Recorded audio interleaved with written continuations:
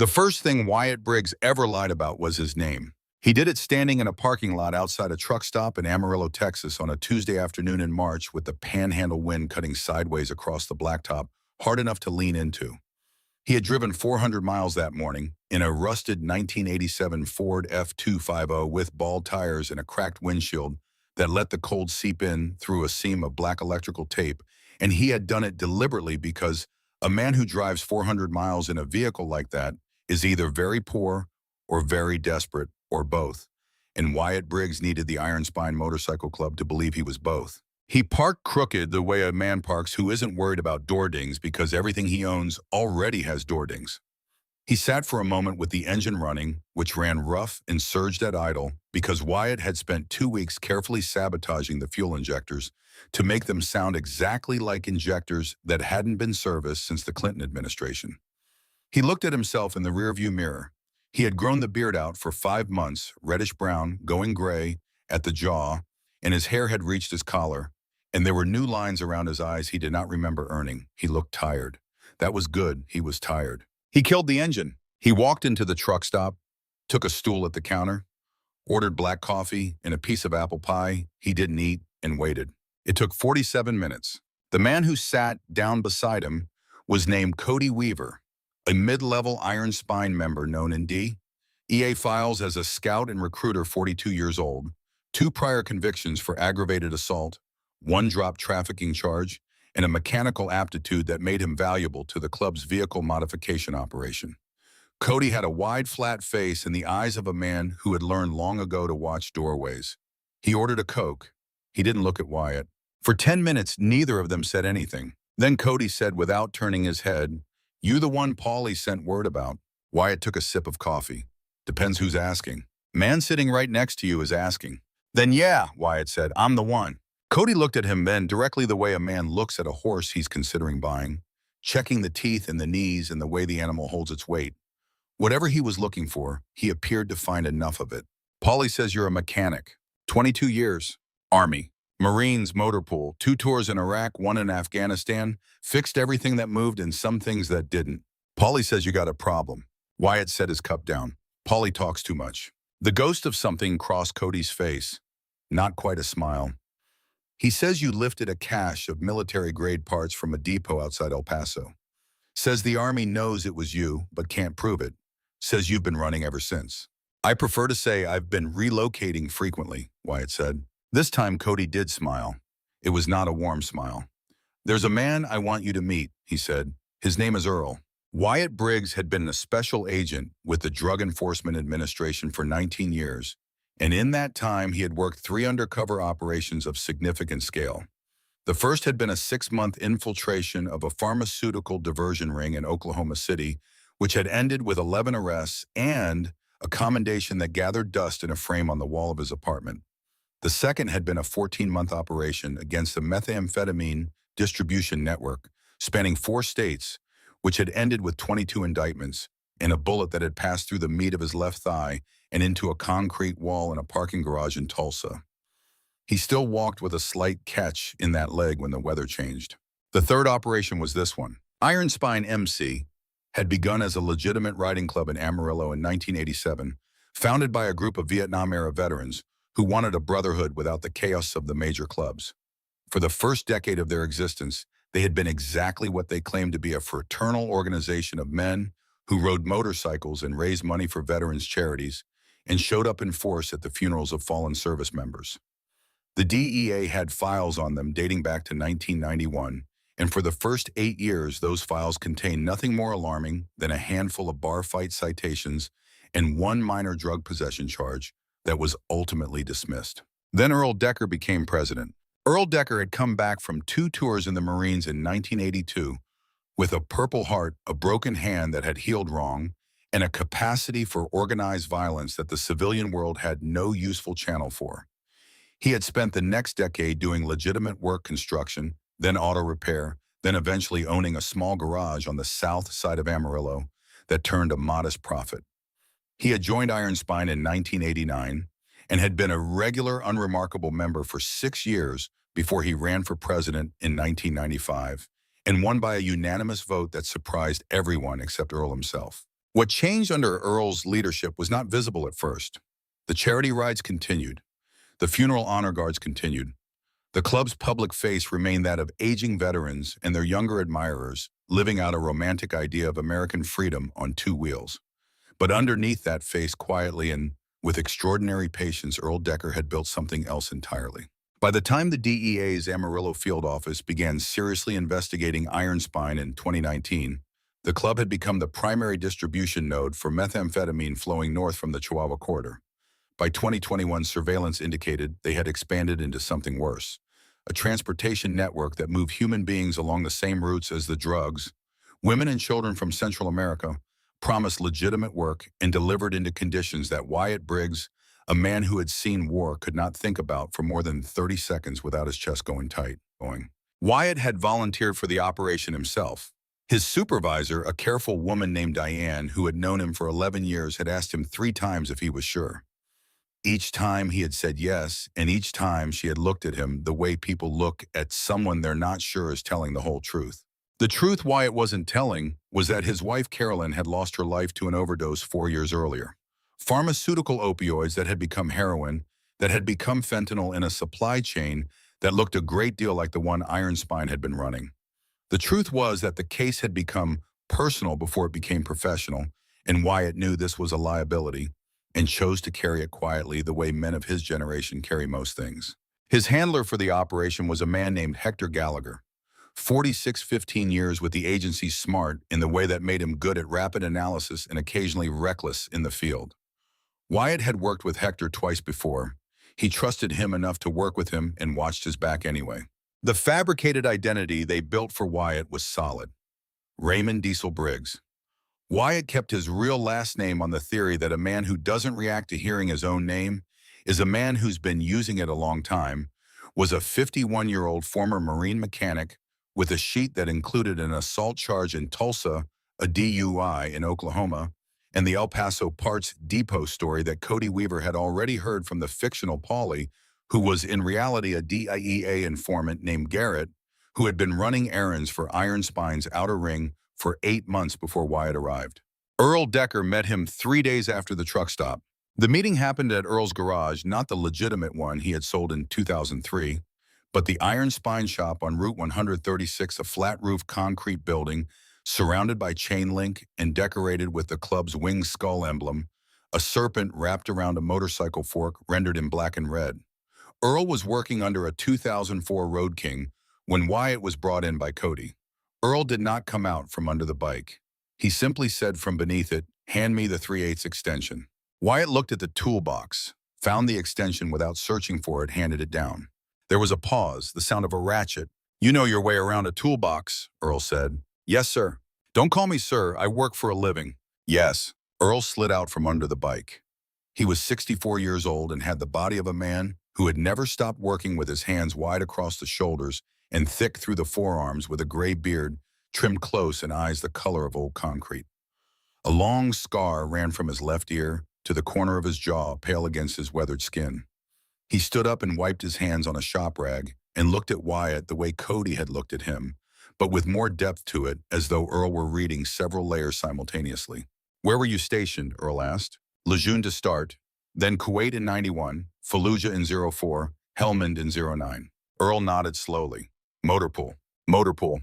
"I was in the Pacific, Okinawa. Then Beirut in 83. He said it flatly, the way men of that generation say Beirut, as though the name itself is a complete sentence. "I know what that was," Wyatt said. "A lot of people don't." "I know." Earl studied him for another moment. Then he said, "Cody says you've got a problem with the Army." "I got a problem with a lot of things," Wyatt said. "The Army is currently the most pressing." "What did you take?" "Parts. Machine components for weapons conversion, 14 crates. "Why?" "Because I knew people who'd pay for them, and because after 22 years, the United States government owed me considerably more than they paid me, and because the opportunity presented itself." Earl considered this. "You got the parts." "I got the parts." "And the Army. They know it was someone with access, and they've narrowed it to 4 people. The evidence against me specifically is circumstantial, but it's enough to make my life difficult if I stay anywhere I'm known." Earl handed the shop rag to a younger man who had been standing near the door and walked toward Wyatt until they were 4 feet apart. At this distance, Wyatt could see the fine network of old scars across Earl's knuckles and a faded tattoo on the inside of his forearm, a dog tag number, the way some veterans had them done, in case identification became necessary under circumstances where tags might be lost. "You ride?" Earl asked. "Since I was 16. "What do you ride?" "Whatever's in front of me. I've got a 2001 Dyna I've been rebuilding for 3 years. That might be ready in another 3. Something shifted in Earl's expression. Not warmth exactly, but something adjacent to recognition. "You can use the shop," he said. "3 days a week. Cody'll show you the schedule." He turned and walked back to the Road King. "Don't touch anything that isn't yours. Don't talk about anything that isn't your business. Don't ask questions." "I don't ask questions," Wyatt said. "Good." Earl lowered himself back under the bike. "Hand me the torque wrench before you go." That was how it started. The first 4 months were exactly what Wyatt had expected, and nothing he had been prepared for. He worked in the shop 3 days a week, said little fixed things with the competence of a man who had been doing it most of his life, and waited. He attended club events as a guest of Cody's Friday night gatherings at the clubhouse on Palo Duro Road, charity runs on weekends, the kind of public-facing activities that Iron Spine used to maintain their cover of legitimacy. He drank beer he didn't finish and accepted whiskey he held, but rarely swallowed, and played pool badly on purpose until he decided that playing pool badly on purpose was an unnecessary deception for a man with real ones to maintain. He began playing pool honestly. He lost anyway. The men of Iron Spine were not what civilian imagination tended to make of motorcycle clubs. They were not theatrical villains. They were men, mostly men in their 40s and 50s and 60s, with jobs and families and specific grievances against specific things, men who had found in the club something the civilian world had not offered them, a hierarchy that made sense, a brotherhood that had been tested, a set of rituals that gave structure to days that might otherwise have none. Several of them were veterans. Several were tradesmen. One, a quiet man named Hayes who rode sweep on club runs, had spent 20 years as a high school shop teacher before a knee injury had forced him into retirement. This was the part of undercover work that the training materials addressed theoretically, and that the lived experience made visceral. The people you were infiltrating were people, not symbols, not case numbers. Men who told bad jokes and worried about their kids and sometimes sat in the parking lot for an extra 10 minutes before going inside because they needed a minute alone with whatever they were carrying. Wyatt had known this going in. Knowing it going in did not make it easier once you were inside. There was one exception to this generalization, and his name was Nolan Riggs. Nolan Riggs, who went by Knives, was 38 years old and served as the club's sergeant-at-arms, which meant he was responsible for internal discipline and security, which in Iron Spine's case meant he was the man who was called when someone needed to be hurt. He was not large, 5'10", lean, with the compact efficiency of someone who had learned early that size was less important than the willingness to commit completely to whatever you started. He had pale eyes that moved constantly and a smile that arrived before any warmth reached his face. He had served 4 years in a Texas state prison for aggravated assault with a deadly weapon, had come out apparently unchanged except for a new competence with blade work that had given him his name. Knives did not like Wyatt from the first day. He expressed this not with hostility, which would have been navigable, but with a kind of sustained, specific attention that felt less like antagonism and more like assessment. He watched Wyatt the way a man watches a car he suspects has a slow leak, not broken yet, but waiting. There was also Slade Monroe.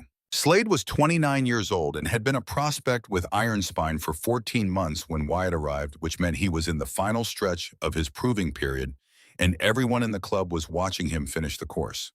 He was tall and lean with dark hair that fell across his forehead and the particular quality of someone who had grown up doing physical labor, not the gym-built musculature of someone who exercised for aesthetics, but the functional strength of someone who'd spent years hauling and lifting and working.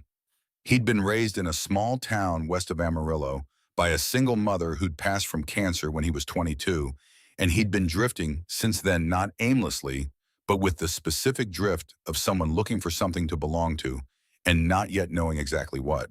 He found Iron Spine, or Iron Spine found him, in the way these things usually went, through a man who knew a man through a series of small favors that accumulated into something that looked like membership before anyone sat down to examine what they were actually joining. Wyatt noticed Slade Monroe the way he noticed most things about the club, carefully, systematically, with the part of his brain that was always taking notes. What he noticed was that Slade was smart, smarter than he let on in the club setting, where a certain performance of blunt simplicity was the expected register, and that he had not yet done anything that would make his entanglement with Ironspine irreversible. He had not moved product. He had not committed violence on the club's behalf. He had done grunt work, guard duty transport, shop maintenance, the kind of prospecting labor that built the muscle memory of obedience without yet crossing the lines that could not be uncrossed. Wyatt's DEA file on Slade Monroe contained 20 pages of careful notation, and a single line at the bottom in Hector Gallagher's handwriting could be turned. Monitor. Wyatt was monitoring. At 3 in the morning on the 7th Sunday of his time in Amarillo, Wyatt drove to a rest stop 40 miles east of the city, left his phone in the glove box, walked into the men's room, unscrewed a ventilation panel, removed a prepaid brick phone taped to the inside, and called Hector Gallagher. Progress? Hector asked. He was not a man for preamble. Slow, Wyatt said. They're careful. Earl doesn't discuss business in anything but closed rooms with members he trusts, and trust is not something he extends casually. How close are you to prospect consideration? Closer. Cody's been pushing my case. Earl's testing me. How? Small things. Letting me handle some parts orders. Seeing if I flinch at certain conversations. Nothing I'd call an offer yet. We need to move the timeline up, Hector said. We're getting pressure from upstairs. The trafficking angle has made this a joint operation. FBI wants in, and if they move first, we lose any credit for the build. If I move too fast, I blow the whole thing, Wyatt said. I know. But the trafficking network has moved conservatively 40 individuals in the last 18 months. The longer we wait, I know what the longer we wait means, Wyatt said. He kept his voice even. I'm aware of what's at stake. Moving fast makes mistakes. Mistakes get people killed, including me. A silence on the line, then Hector said, understood. But the FBI is circling and they're not patient. Tell them to be patient, Wyatt said and ended the call, removed the battery from the brick phone and drove back to Amarillo in the dark. His patch came in the 5th month, not as a formal ceremony, but as a natural arrival, the way these things happen in clubs that didn't perform theater. Earl handed him the iron spine leather vest with the winged skull and the Texas bottom rocker in the shop one afternoon while they were both working on a customer's road glide, and he did it the way he handed a man a tool, practically without ceremony, as a thing that had become obvious and needed no elaboration. You're in, Earl said. Wyatt took the cut. He held it for a moment before putting it on, feeling the weight of it, the particular heft of leather and patches, and what they meant in this context. He put it on. It fit. Thank you, he said. Earl went back to work. That night alone at the rented house on the south side of Amarillo that served as his undercover residence, Wyatt sat at the kitchen table for a long time. He did not call Hector. He did not write in the operational journal he was legally required to keep. He sat and he thought about Carolyn, who had been gone for 4 years and who had been a good woman, a complicated woman, as all good people are complicated, and he thought about what it meant to wear the symbol of the organization he was building a case against. He thought about the people Ironspine had moved along its trafficking routes, who were not symbols and not statistics, and who he had never seen the faces of, but who existed as specifically and concretely as anyone else. He put those thoughts away. There was work to do. The intelligence access that came with full membership was immediate and significant. Within 3 weeks of getting his patch, Wyatt was included in church, the closed-room member meetings where actual business was discussed. He heard the framework of the drug operation laid out plainly. For the first time, Ironspine served as the mid-Texas distribution hub for methamphetamine, moving north from the Chihuahua corridor through 2 separate supply chains, one by vehicle and one by light aircraft, landing at a private airstrip owned through 3 layers of shell companies by a man whose name never appeared in any law enforcement database. The club moved between 20 and 40 kilograms per month with a street value that Wyatt's mental arithmetic placed in the low millions. The trafficking operation was referred to in church meetings only as the other freight, and it was discussed less openly with Earl, choosing whom he spoke to about it and when. Wyatt was not in those conversations yet. He was patient. What he was learning in church, he was transmitting at the rest stop on Sunday mornings, 1 week in 5 by rotation to avoid pattern, the rest of the time by dead drop in a storm drain near a park on the west side of town, where Hector's team ran a rotating surveillance vehicle. He was building a case. It was a good case. It was not yet good enough. The moment the operation changed, character happened on a Thursday in November, and it happened because of Slade Monroe. Slade had received his patch 2 months after Wyatt, which meant they had come through the initiation process in close enough proximity to be informally linked in the club's social hierarchy. 2 new men who were expected to work together, watch each other's backs, demonstrate their commitment in tandem. This had been useful for Wyatt's cover and had produced without his planning it something that felt uncomfortably like an actual friendship. They had worked side by side in the shop for months.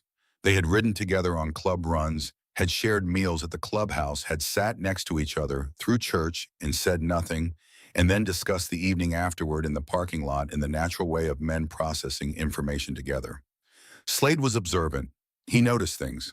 He had told Wyatt once offhandedly that he'd been offered a football scholarship at a state university when he was 17 and had turned it down because his mother was sick, and that he sometimes wondered what that other version of his life would have looked like, and that he mostly didn't think about it. Wyatt had said that most decisions look different in retrospect depending on which way things fell. Slade had said that was true. They had been sitting in the parking lot at the time the November cold starting to settle into the Texas Panhandle, and Wyatt had looked at Slade Monroe and had thought with a clarity that was professionally inappropriate, this kid doesn't belong here. On that Thursday evening in November, Wyatt was in the shop alone, working late on his own. Dinah genuinely working. The motorcycle was a real project when Slade came in the back door with a look on his face that Wyatt cataloged instantly. Not fear, something prior to fear. The particular expression of someone who has seen something they don't know what to do with. He sat down on a metal stool and didn't speak for a minute. Wyatt kept working. "You know what Knives does on Wednesdays?" Slade said. It wasn't a question. Wyatt set down his wrench. "No." "He takes a truck to a place out on Route 287, a storage facility." Slade's jaw was tight. "I drove the truck last Wednesday, first time. They didn't tell me what was in it until we got there." "What was in it?" Wyatt said. Slade looked at the floor. "People," he said. "Women, 3 of them, and 2 kids." He stopped. "They were locked in the back of the truck. There was a padlock on the door from the outside. I didn't know. I swear to God, I didn't know." Wyatt's hands were very still. He made himself breathe normally. "What happened at the storage facility?" "They transferred them to another vehicle, a white panel van. Knives handled everything. He didn't say anything to me, just told me to turn around and don't look." Slade raised his eyes. "I looked." "Were you identified? Did any of them see you clearly?" "The woman, the oldest one. She looked right at me through a gap in the doors before Knives got them closed." Slade's voice dropped. "She looked at me like she was asking me something." Wyatt stood up slowly. He walked to the shop door and checked the parking lot, then came back and sat on the workbench across from Slade. "Listen to me carefully," Wyatt said. "What you do with this is what you're going to have to live with." "I know that. You don't walk that back once you walk it back. There's no version of this where you can stay in the club and also do something about what you saw." Slade looked at him steadily. "Are you asking me to stay quiet?" "I'm asking you what you want to do." A long pause. Outside, the wind moved through the chain-link fence with a sound like white noise. A coyote called somewhere in the dark to the west, a high, lonesome sound that carried in the cold air. "She had a kid on her lap," Slade said. "A little girl. Couldn't have been more than 5 or 6 years old. She was asleep." He stopped. "She was asleep in her mother's arms in the back of a locked truck." Wyatt let that sit. "Tell me what to do," Slade said. "I can't tell you that." "Then tell me what you would do." Wyatt looked at this 29-year-old man who had turned down a football scholarship to care for his mother and who had been drifting since then and who had found himself here in a shop in Amarillo at 11 o'clock at night with the specific weight of a locked truck door behind his eyes. "I'd do what I could to make it right," Wyatt said carefully. "Whatever that cost." Slade nodded slowly. He looked at the floor again for a moment, then back up. "Okay," he said. He said it the way men say okay when they've made a decision that isn't really okay at all, but that they've decided to carry. He stood up and put his jacket on and walked to the back door. He stopped with his hand on the frame. "Diesel," he said, "how'd you end up here, man, really? You don't seem like someone who just happened into this." Wyatt looked at him. He held the question for a beat the way a man holds a card he's not ready to play. "Long story, he paused. Wrong turn. Slade nodded as though this were a satisfactory answer and went out into the dark. Wyatt sat alone in the shop for a long time after. The things Slade had told him was not a surprise in terms of the intelligence picture. The DEA had suspected the trafficking operation was larger than the surveillance indicated, and this was confirmation of active transport. What it changed was the operational timeline. What it changed was the shape of the decision Wyatt was going to have to make. 2 days later at this rest stop east of Amarillo, Wyatt called Hector Gallagher and told him about Wednesday and the white panel van and a woman with a child asleep on her lap in the dark of a locked truck. This moves us from RICO predicate to immediate intervention territory, Hector said, and his voice had a quality Wyatt had heard before and didn't like the quality of a man recalculating an opportunity. We move too fast, we burn the case, and the trafficking network goes underground for 6 months and then surfaces somewhere else, Wyatt said. We need the ledgers. We need Earl on tape.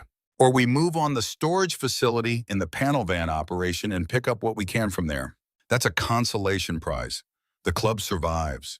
Earl survives, the network survives. 6 months and they've rebuilt. The alternative is leaving those people in transit while we wait for a better case. Wyatt was quiet. This was the thing that didn't resolve cleanly. He had known it wouldn't resolve cleanly. In 19 years, he had not found a version of this work that resolved cleanly. I need more time, he said. How much more time? I need access to Earl's inner circle. He keeps the trafficking operations separate from the drug distribution. Different channels, different personnel. Knives runs the transportation end. Earl keeps the financial architecture somewhere else. If I can get to that. How long, Wyatt? 8 weeks. Silence. 8 weeks, Hector said finally. And then we move regardless. 8 weeks, Wyatt said. And I'll have enough to put all of them away. He drove back to Amarillo. The panhandle was flat and dark in all directions, and the road ahead was straight, and the stars were very clear. Overhead, the kind of clarity you get in places where there's nothing between you and the sky. There are things you learn about a man when you work beside him long enough. Not the things he tells you, those are the least reliable data, but the things his body does when he thinks no one is watching. The way his hands move when he's comfortable, and the way they go still when he's not. The particular rhythm of his breathing, where his eyes go when a door opens. Wyatt had been reading Earl Decker for 7 months by the time the Monday meeting happened, and what he had assembled from the accumulated data was a portrait of a man who was more complex than the DEA file suggested, and more dangerous because of that complexity. Earl was not a simple criminal. He was a man who had built a criminal enterprise on the foundation of a genuine community, and the community was not a cover story. It was real. The men in Iron Spine, the older members, especially the veterans and the tradesmen, and Hayes, the shop teacher, followed Earl not because they feared him, but because he had given them something true alongside the thing that was false. That made the case against him harder and made Earl himself in the specific way that Wyatt Briggs was constitutionally unable not to notice harder to reduce to a symbol. He was thinking about this on a Wednesday afternoon when Slade Monroe appeared in the doorway of the shop with coffee from the place 2 blocks down, 2 cups the way he'd been doing since October. You look like you're solving the universe, Slade said, handing him a cup. Just thinking. About work. Slade sat on his usual stool. He had a quality that Wyatt valued and rarely named. He could be present without filling up the space. He could sit in a silence without converting it into conversation to make himself more comfortable. Knives has been asking about you, Slade said after a while. Wyatt kept his hands on the dyna. What kind of asking? The kind where he's not asking you directly. Who's he asking? Cody, and before you ask, Cody doesn't know anything beyond what everyone knows. But Knives is thorough. Slade's voice was careful. He's been going back through the parts manifest for the last 4 months, cross-referencing order times and delivery windows. Wyatt set down his wrench very deliberately. Why would he do that? I don't know, Slade said, but he doesn't do anything without a reason. They looked at each other across the shop. The overhead fluorescents hummed, oil and metal and cold concrete. Are you telling me this because you're worried about the club? Wyatt asked. A pause, the longest one Slade had given him. No, Slade said. I'm telling you because I'm worried about you. Wyatt picked up his wrench. He turned back to the dyna. He said nothing for a moment, and then he said, Finish your coffee. We've got a brake job coming in at 3. Slade drank his coffee. He did not ask anything else. But as he set the empty cup on the workbench and stood up to get to work, he said quietly to no one in particular, "I think there's more to this than I understand." Wyatt said, "There usually is," and left it there in the air between them where it would have to stay until the time came when it could be said plainly. At 3 in the morning on a night in late November, Wyatt woke with the specific alertness that came not from a noise but from the absence of one, the particular silence that the subconscious registers as out of place. He lay still. He listened. Nothing. The refrigerator hum. A distant dog. The wind. He lay there until the clock on the nightstand showed 4, and then he got up and made coffee, standing at the kitchen counter, looking at the dark window that showed him nothing but his own reflection. He thought something is wrong. He could not have told you specifically what registered that warning. It was the accumulation of small things over the preceding 2 weeks. The way Knives had stopped watching him with assessment and started watching him with something closer to certainty. The way 2 of the club's outer ring members had stopped acknowledging him in the hallway of the clubhouse. The way a conversation he'd walked into had stopped 2 beats too quickly. None of it was evidence. All of it was data. He called his mother. Not the fictional mother who had never existed. His actual mother, his stepmother, Dorothea Briggs, who was 74 years old and lived in a ranch house on the northeast side of Amarillo, 12 miles from where he was currently sitting, and who was the only person in his real life who knew he was in this city, because she was the only person in his real life he had never been able to successfully lie to. "Wyatt," she said when she answered. She always said it like that, his name like a statement. "Hey, Dottie, you sound tired." "I'm all right." "You sound tired," she said again, the way she'd said everything twice his whole life, not because she thought he hadn't heard, but because she wanted him to know she'd said it. "Come for dinner Sunday," she said. "I'll make the pot roast." "I can't do Sunday." "Monday then." "I'll try for Monday." She was quiet for a moment, then she said, "You be careful out there." "I'm always careful." "No," she said. "You're usually good at your job, which isn't the same thing. Be careful." He sat in the truck a little while longer after he hung up. The wind moved through the neighborhood with a sound like someone breathing. He thought about going inside and decided he wasn't ready yet.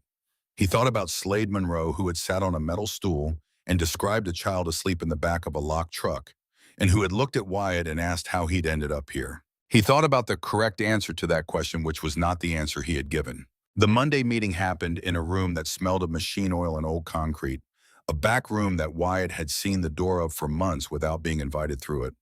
There was a folding table and 6 chairs. When Wyatt walked in at 2 minutes to 7, 4 men were already seated. Earl at the head, Knives to his left, Cody Weaver, and a man Wyatt had not seen before named Harlan Heavyset and Quiet, who was introduced only as the man who handled the storage side of the operation. Earl did not begin with pleasantries. "The next run is January 15th, he said, 18 units. He used the word units the way a man discusses inventory.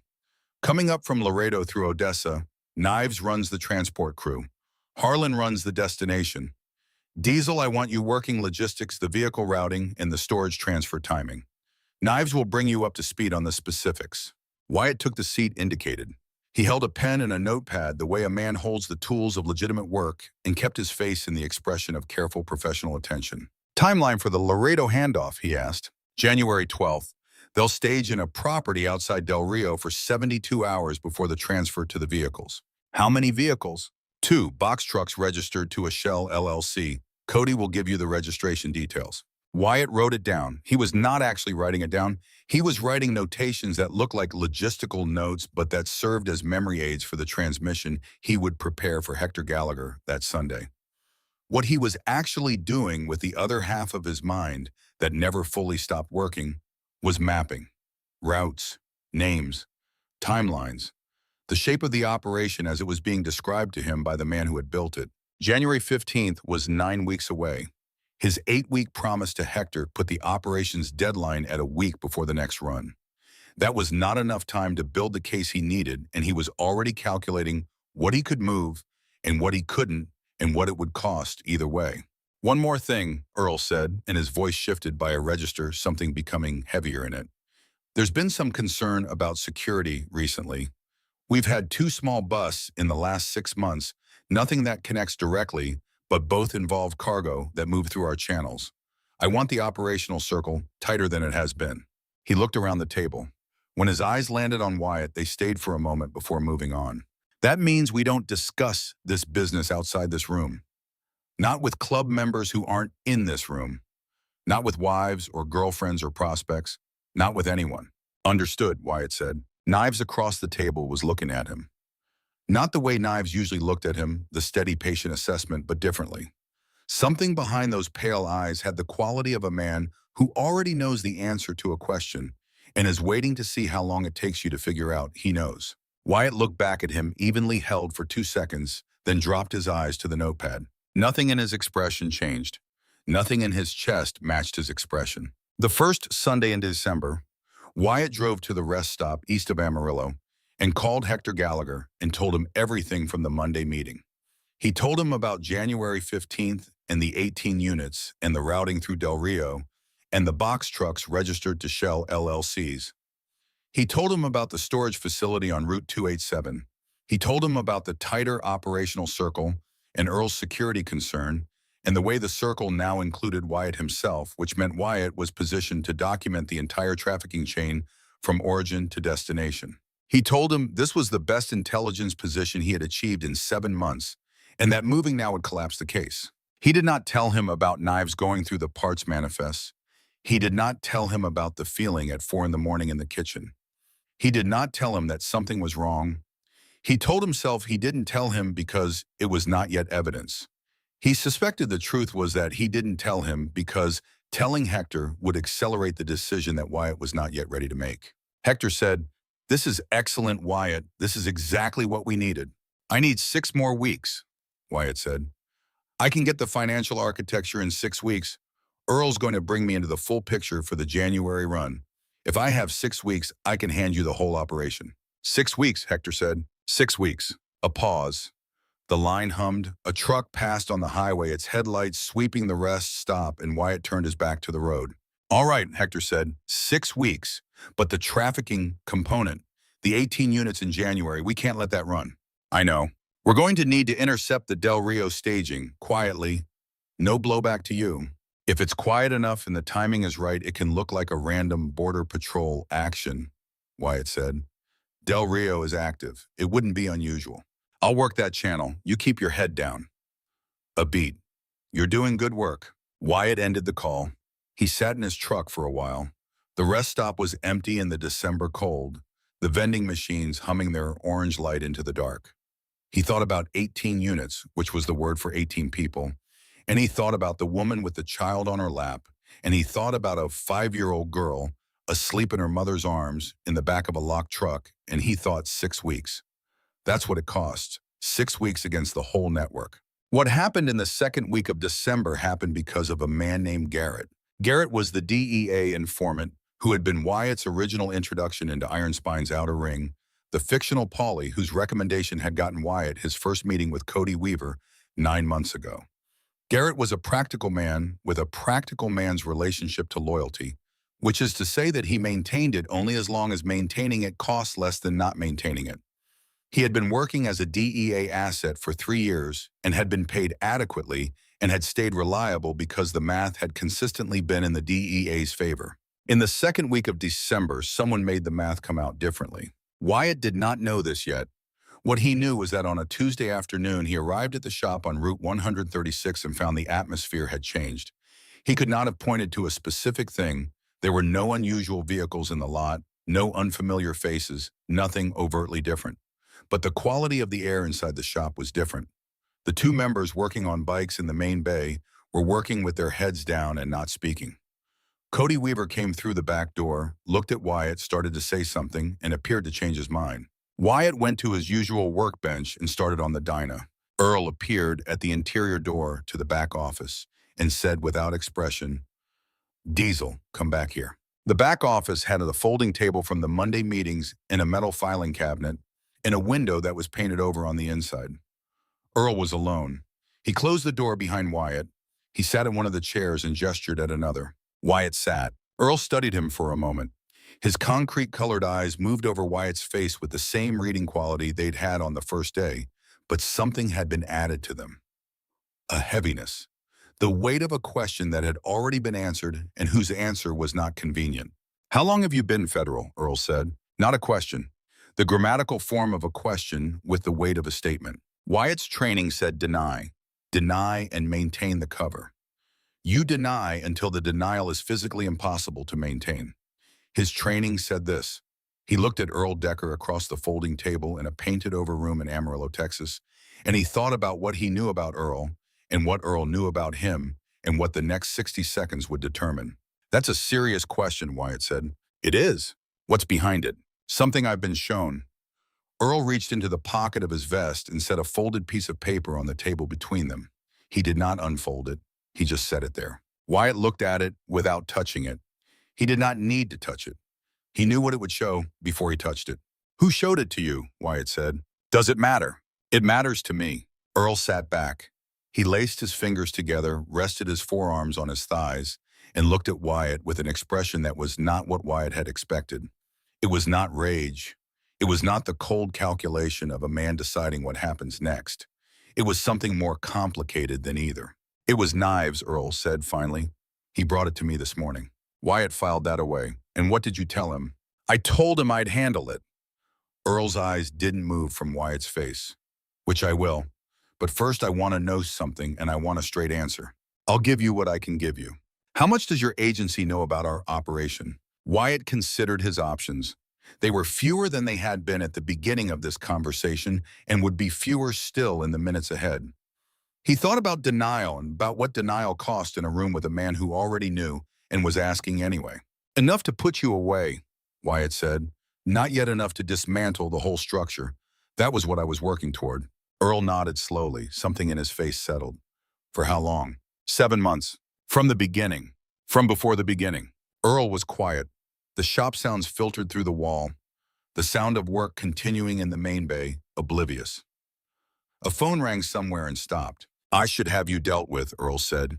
He said it without heat, the way a man states a logical conclusion that he has already decided not to execute. That's what the code says. I know what the code says. But I'm not going to, Earl said. Wyatt held very still. He did not allow the relief to reach his expression. Why, he said. Earl reached out and picked up the folded paper and held it without opening it. He turned it in his fingers once, twice, the way a man handles a thing he's made a decision about. Because of your name, Earl said. Wyatt blinked. Of everything he had prepared himself to hear in this room, this was not among the options. Briggs, Earl said. Your name is Briggs. It is. I knew a woman named Briggs once, Earl said. A long time ago. She was a nurse, Navy contract. She worked a field medical station outside Beirut in 1983 October after the barracks bombing. He paused. I was brought in with shrapnel in my shoulder and my left lung partially collapsed. She's the one who kept me alive for the 12 hours before they could get me to a proper surgical facility. He looked at the paper in his hands. Her name was Dorothea. The room was very quiet. She your family? Earl asked. Wyatt looked at the man across the table. He thought about his stepmother in her ranch house on the northeast side of Amarillo, 12 miles from where they were sitting, making pot roast for a dinner he had told her he might not make. She's my mother, Wyatt said, stepmother, but she raised me. Earl set the paper down on the table again. He looked at it, then he looked at Wyatt. She saved my life, he said simply. Whatever else is true, that's true, and a man doesn't turn against the son of the woman who saved his life. That's not a code, that's just who I am. Wyatt let the silence settle. What happens now, he said. That depends on several things, Earl said. Mostly on knives. His expression shifted. There's something you should know about knives, Riggs. Tell me. Earl stood up. He went to the window, the one painted over on the inside, and stood looking at the paint as though he could see through it. Knives came to me with your photograph this morning, he said, which means Knives has been sitting on this information for some time and chose when to bring it to me. That is not a man acting in the club's interest. That is a man acting in his own interest. You think he's been running a play? Wyatt said. I think he's been building one. Knives wants to run this club. He has wanted to run this club for 3 years. He has also been managing parts of the freight operation I didn't authorize him to manage, and moving money through channels I don't fully have visibility into. Earl turned from the window. I think he came to me with your photograph today, not because he wanted me to know, but because he needed to establish that he told me before whatever he's planning comes to a head. Wyatt thought about this, the architecture of it, the specific geometry of Knives Riggs's ambitions arranged against Earl Decker's position and Wyatt's own situation. He's planning a move against you, Wyatt said. I believe so. And he thinks that by telling you about me, he creates a situation where you're either distracted or compromised, or both. But you're not going to deal with me. No, which means when Knives finds out you didn't, he'll know something shifted, Earl said, and he'll move faster. They looked at each other across the room. I need you to understand something, Earl said. I am not going to make this easy for your agency. I am going to protect what I've built here as long as I'm able. The men in this club who are just living their lives with their brothers, they're not part of the criminal operation, and I'm not going to sacrifice them. I know the difference between the men in the operation, Wyatt said. Then we understand each other. What do you want from me? Earl was quiet for a long moment. Then, I want you to help me handle Knives before he burns everything down. Because if Knives moves on me before your agency moves on the operation, the people I've been protecting end up in Knives' hands, and Knives is not a man who keeps anyone safe. Wyatt thought about the 18 units in January and the woman with the child and Hector Gallagher's voice on the phone saying 6 weeks. He thought about what it meant to strike a deal with the man he'd spent 7 months building a case against. There's one more thing, Wyatt said. Slade Monroe. Earl's expression shifted. Something moved across it that Wyatt couldn't fully read. What about him? Earl said. He's 29 years old, and he made one bad choice when he was drifting after his mother passed, and he hasn't crossed any line that can't be stepped back from. When this comes apart, I want him treated as a peripheral witness, not a primary target. Earl looked at him for a long moment. The thing Wyatt couldn't read in his expression had settled into something specific and heavy. Slade Monroe, Earl said. Yes. His mother's name, Earl said quietly. What was her name? Wyatt thought. He had read Slade's file. He had a good memory for files. Cassidy Monroe, he said. She passed from cancer about 7 years ago, lived west of the city. Earl said nothing. Did you know her? Wyatt said. Earl turned back to the painted-over window. He stood there for a long time. A long time ago, he said. Before the club, before any of this. He stopped. She would have been about 30 then. 31. He was quiet. We were close for a while.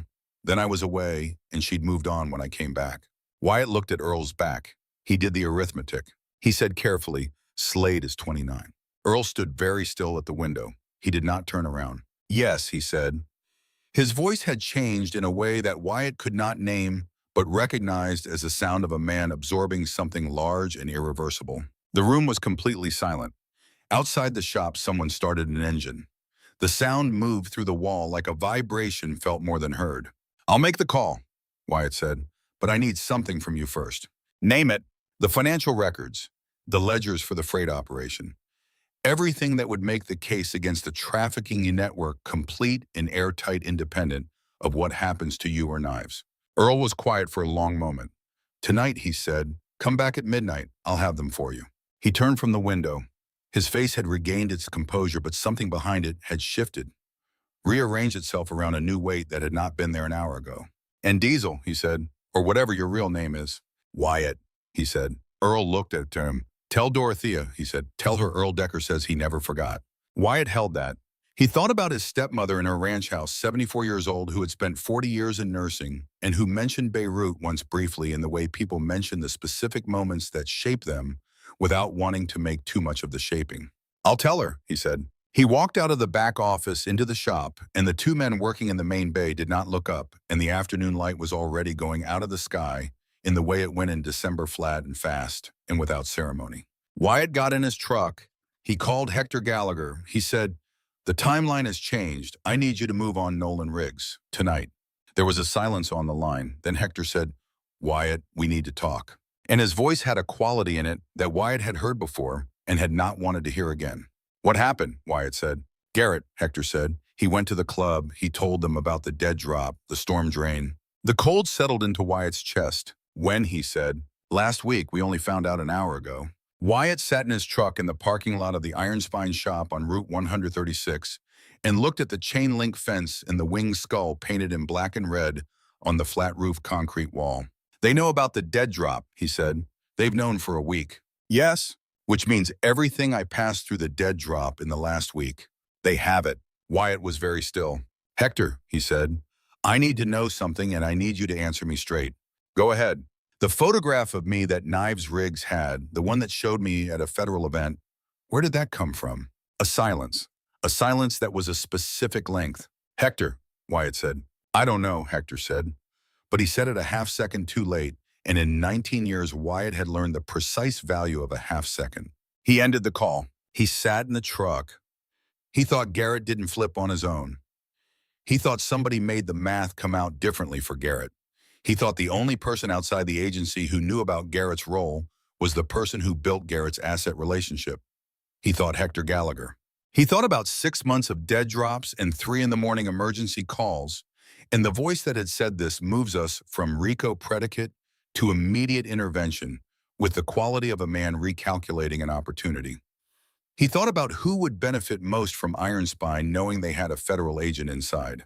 He thought about Knives Riggs having a photograph. He thought I have been running this operation with a leak at the top. He thought I am now alone. The last of the afternoon light was going out of the sky over Amarillo orange and flat and fading, and the wind came hard from the northwest, and Wyatt Briggs sat in his truck with both hands on the wheel going nowhere, and thought about what he had and what he didn't have and what he was going to do next.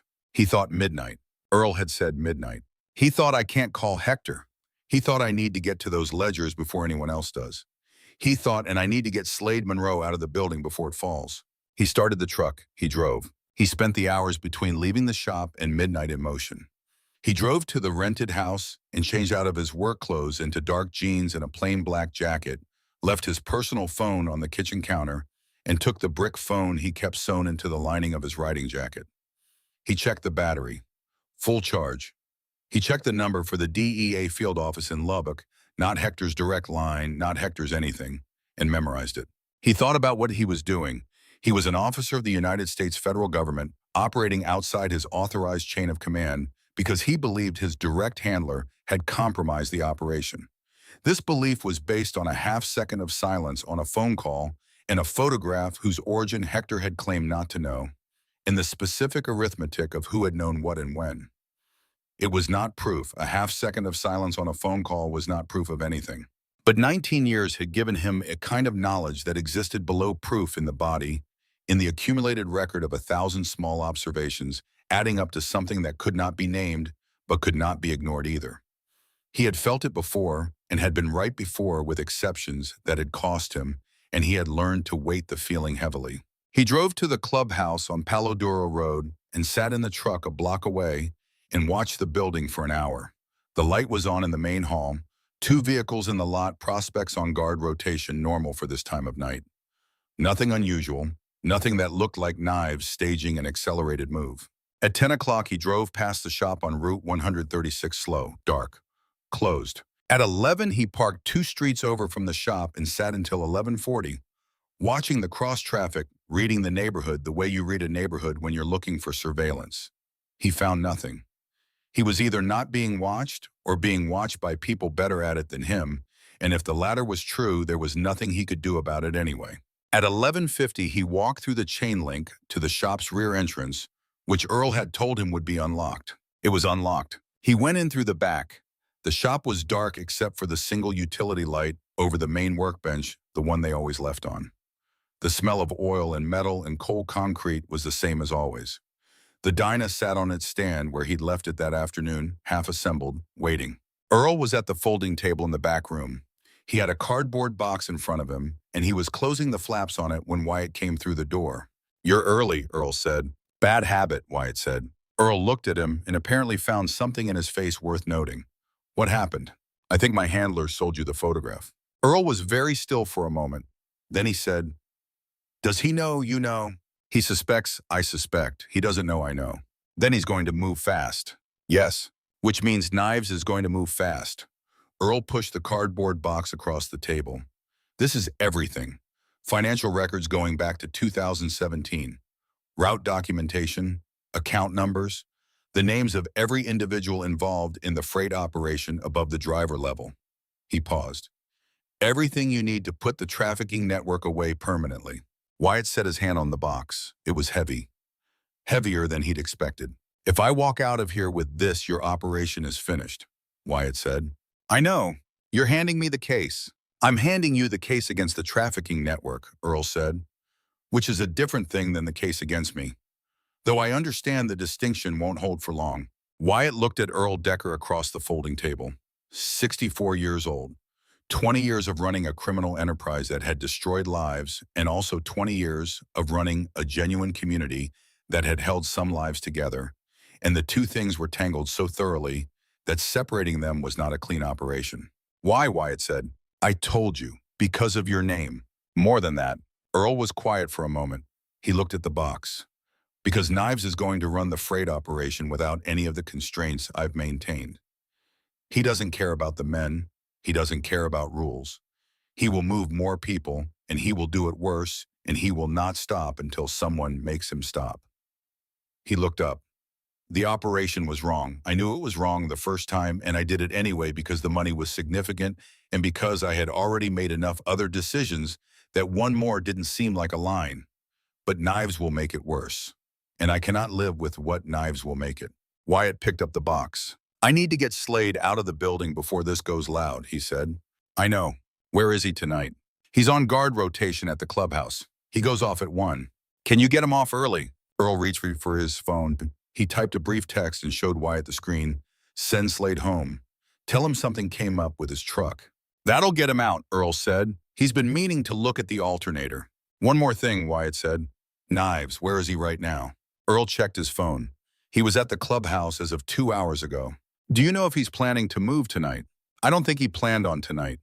But if your handler tipped him that you know about the photograph, then tonight is possible. Yes. Wyatt thought for 5 seconds. This was as long as he had. I need you to call Hayes, he said. Your man in Knives' circle. I need to know if Knives is moving. Earl was already dialing. He held the phone to his ear. It rang 4 times and went to voicemail. He tried again. 4 rings. Voicemail. They looked at each other. Hayes doesn't go to voicemail, Earl said. No, Wyatt said. So Knives already moved. Or he's moving now. The lights in the shop went out. All of them simultaneously, the utility light over the workbench, the exit signs, the single bulb over the folding table, all of them at once replaced by absolute blackness. Wyatt was already moving. He had the box under one arm and was pulling the brick phone out of his jacket pocket with the other hand. He could hear Earl moving in the dark behind him, the sound of a drawer opening, the specific metallic sound of a man checking a weapon. Back door, Earl said quietly. I know. They moved through the dark of the shop together. Wyatt navigating by memory, the workbench on the left, the Dyna on its stand, the clear path to the rear wall. The brick phone was in his hand, and he was dialing the Lubbock field office number he'd memorized, and it rang twice before a voice said, DEA Lubbock, and Wyatt said without slowing. This is Special Agent Wyatt Briggs, badge number 44771. I have an active emergency exfiltration situation at the Iron Spine shop on Route 136 Amarillo. I need tactical response now. Not from Agent Hector Gallagher, copy. A beat. Copying Agent Briggs. Can you confirm the situation? Hostile element. Multiple unknown count. I am exiting the rear of the building with evidence material and a cooperating subject. Tell them to look for a black Ford F250 and an older man with a gray beard heading east from the back lot. Understood. Units en route. The rear door came in off its hinges, not opened, not forced in the normal sense. It came in with the specific, controlled violence of someone who had done this before and knew where the hinges were weak and had put exactly the right amount of force into exactly the right places. In the half second before Wyatt's eyes adjusted, he had an impression of shapes in the door frame, 2-3 moving fast. Then the lights came back on, not the shop lights. A handheld torch, brilliant white, held at head height and moving directly at Wyatt. Behind the torch was Knives Riggs. Behind Knives were 4 men Wyatt knew as club members. 2 had weapons visible. All 4 had the specific quality of men who had been told what was happening and had made their decision. Knives looked at Wyatt. He looked at the cardboard box. He looked at the phone in Wyatt's hand, with the Lubbock field office call still open. His pale eyes moved to it and stayed on it, and something shifted in his expression. The slow smile arriving and then departing, replaced by something flat and calculating. Put the box down, Knives said. Wyatt did not put the box down. And the phone, Knives said. Behind Wyatt, Earl Decker's voice came from somewhere to the left. Stand down, Knives. Knives didn't look at Earl. His eyes stayed on Wyatt. "This isn't your call anymore, Earl," he said. "This has been coming for a long time." "It doesn't have to end here," Earl said. "Yes, it does." The man to Knives' left raised his weapon. Wyatt set the phone on the workbench, not dropping the call, placing the phone face down with the call still live, the way a man places something he wants to keep. He set the cardboard box beside it. He turned to face Knives directly. He thought 8 minutes for tactical response if they were close, 12 if they weren't. He thought this needs to hold for 12 minutes. "Whatever you think this is going to accomplish," Wyatt said, "you've already lost. The Lubbock field office has my location and my badge number and the nature of the situation. There are units coming right now." "Plenty of time," Knives said. "Plenty of time for what?" "To burn the ledgers and deal with the two of you and be 30 miles from here before anyone shows up." Knives tilted his head, the flat calculating look. "I've been planning for this longer than you know, Agent Briggs." "You planned for the ledgers," Wyatt said. "You didn't plan for what I already transmitted." Knives was still for a half second. "What you transmitted?" "Dead drop runs for 7 months. Financial records, route documentation, account numbers, names." Wyatt held Knives' eyes. "The ledgers in that box are evidence, but they're not the only evidence. There is no version of this where you burn the box and the case goes away. You're already finished, Nolan. The question is how you want to go out." The room was very quiet. One of the men behind Knives shifted his weight. Then the back door, still open from being forced in off its hinges, admitted a new shape. A tall shape moving quickly. A shape that stepped into the circle of the torch's light and stood there, and the shape was Slade Monroe. He was in a t-shirt despite the December cold, as though he'd left the clubhouse in a hurry without stopping for a jacket. There was a cut on the side of his face, still bleeding, that he hadn't had this afternoon. His dark hair was across his forehead, and his jaw was set, and his eyes were moving across the room.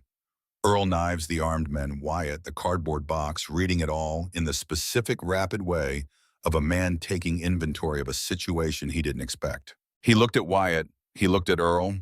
He looked back at Wyatt. "I found Hayes outside," Slade said. His voice was controlled, but something behind it was shaking. "He's hurt. Knives had 2 guys take him out behind the clubhouse when he went to make a call." Knives said without turning, "Slade, stay out of this." Slade didn't move. He looked at Earl again, and this time the look held in a different way, with the quality of a man beginning to understand something he didn't fully have words for yet. "Earl," Slade said. Earl looked at him. The weight was back in his face. The new weight, the one Wyatt had watched arrive 2 hours ago and hadn't fully resolved. "Get out of here," Earl said. His voice was not a command. It was something older and more complicated. "I'm not getting out of here," Slade said. "Slade." "I'm not," Slade said. And he moved.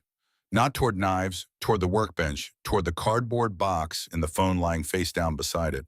Knives saw it at the same moment Wyatt did. Knives moved first fast, the compact efficiency of a man who had learned that size was less important than commitment. But Slade was taller, and he had the specific urgency of someone who had decided, and he hit the workbench first, got his hand on the cardboard box, and pulled it behind him. Knives grabbed him by the collar.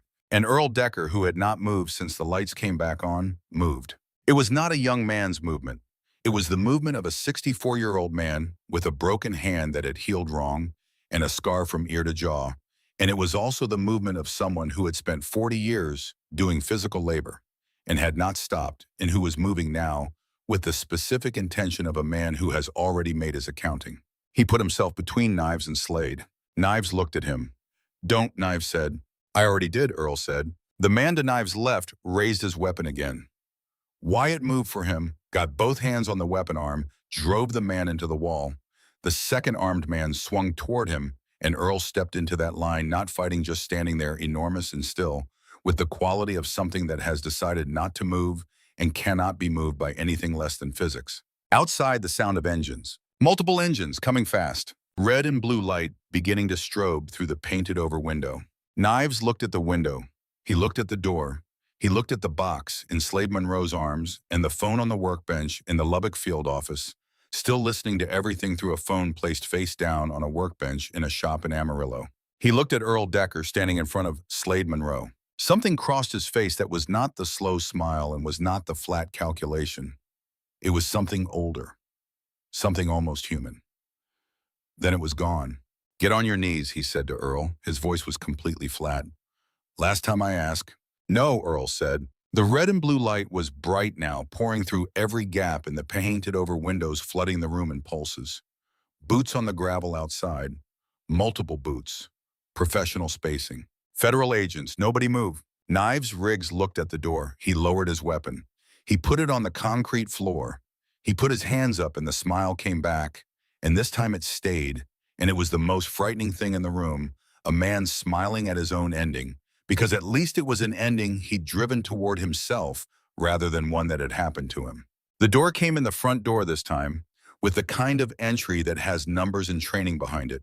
Tactical lights everywhere, voices controlled and loud. Wyatt held up his badge with one hand. He kept the other visible. He looked at Slade Monroe standing against the workbench with the cardboard box still in his arms.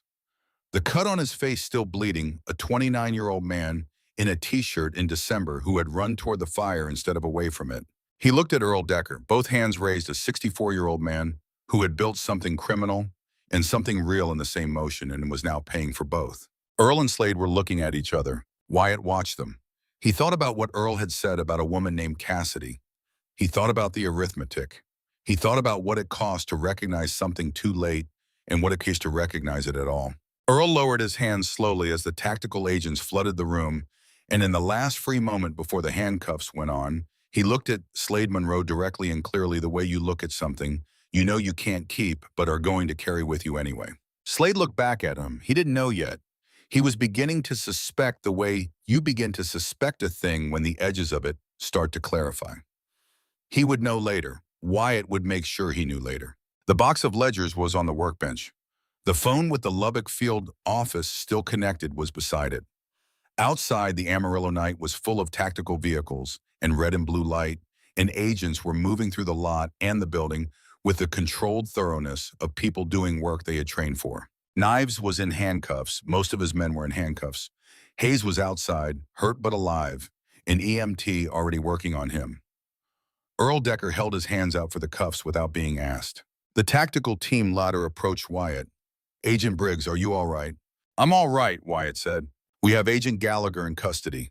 Lubbock sent a unit to his residence when they got your call. Wyatt thought about the half second on the phone. He thought about being right. He thought it would feel like something.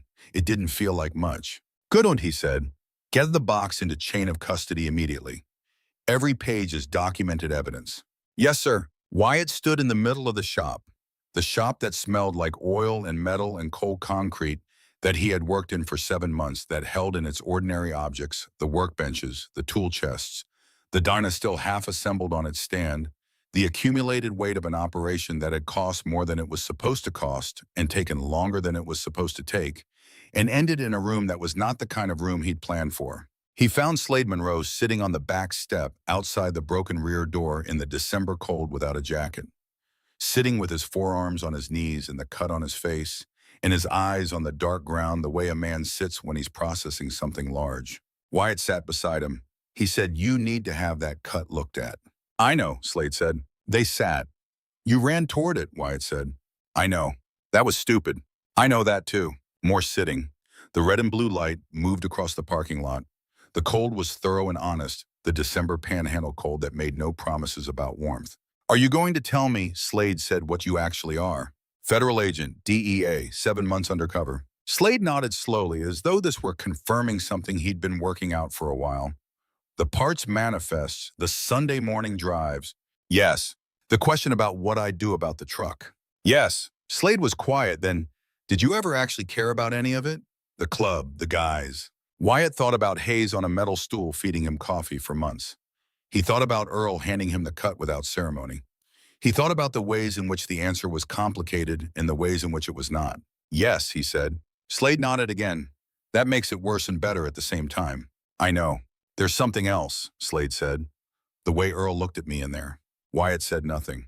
"I've been trying to figure out if I'm reading it wrong," Slade said. "But I don't think I'm reading it wrong." Wyatt said nothing. Slade looked at him. I don't know anything for certain," Wyatt said carefully. "Some things you have to find out through the right channels, with time." Slade looked at the ground again. "Okay," he said, the way he said things when they were not okay. They sat outside of the back step in the December cold for a while longer. Two men who had spent 7 months in each other's orbit without fully knowing what the other was watching. The federal operation moved through the building around them, and the cold was comprehensive, and the night was clear. And somewhere above the tactical lights, the stars were still there. The same stars they always were, indifferent and permanent. The next morning came in cold and clear over Amarillo, the light arriving at a low angle that illuminated everything sideways, the long shadows of fences and buildings stretching east across the flat ground.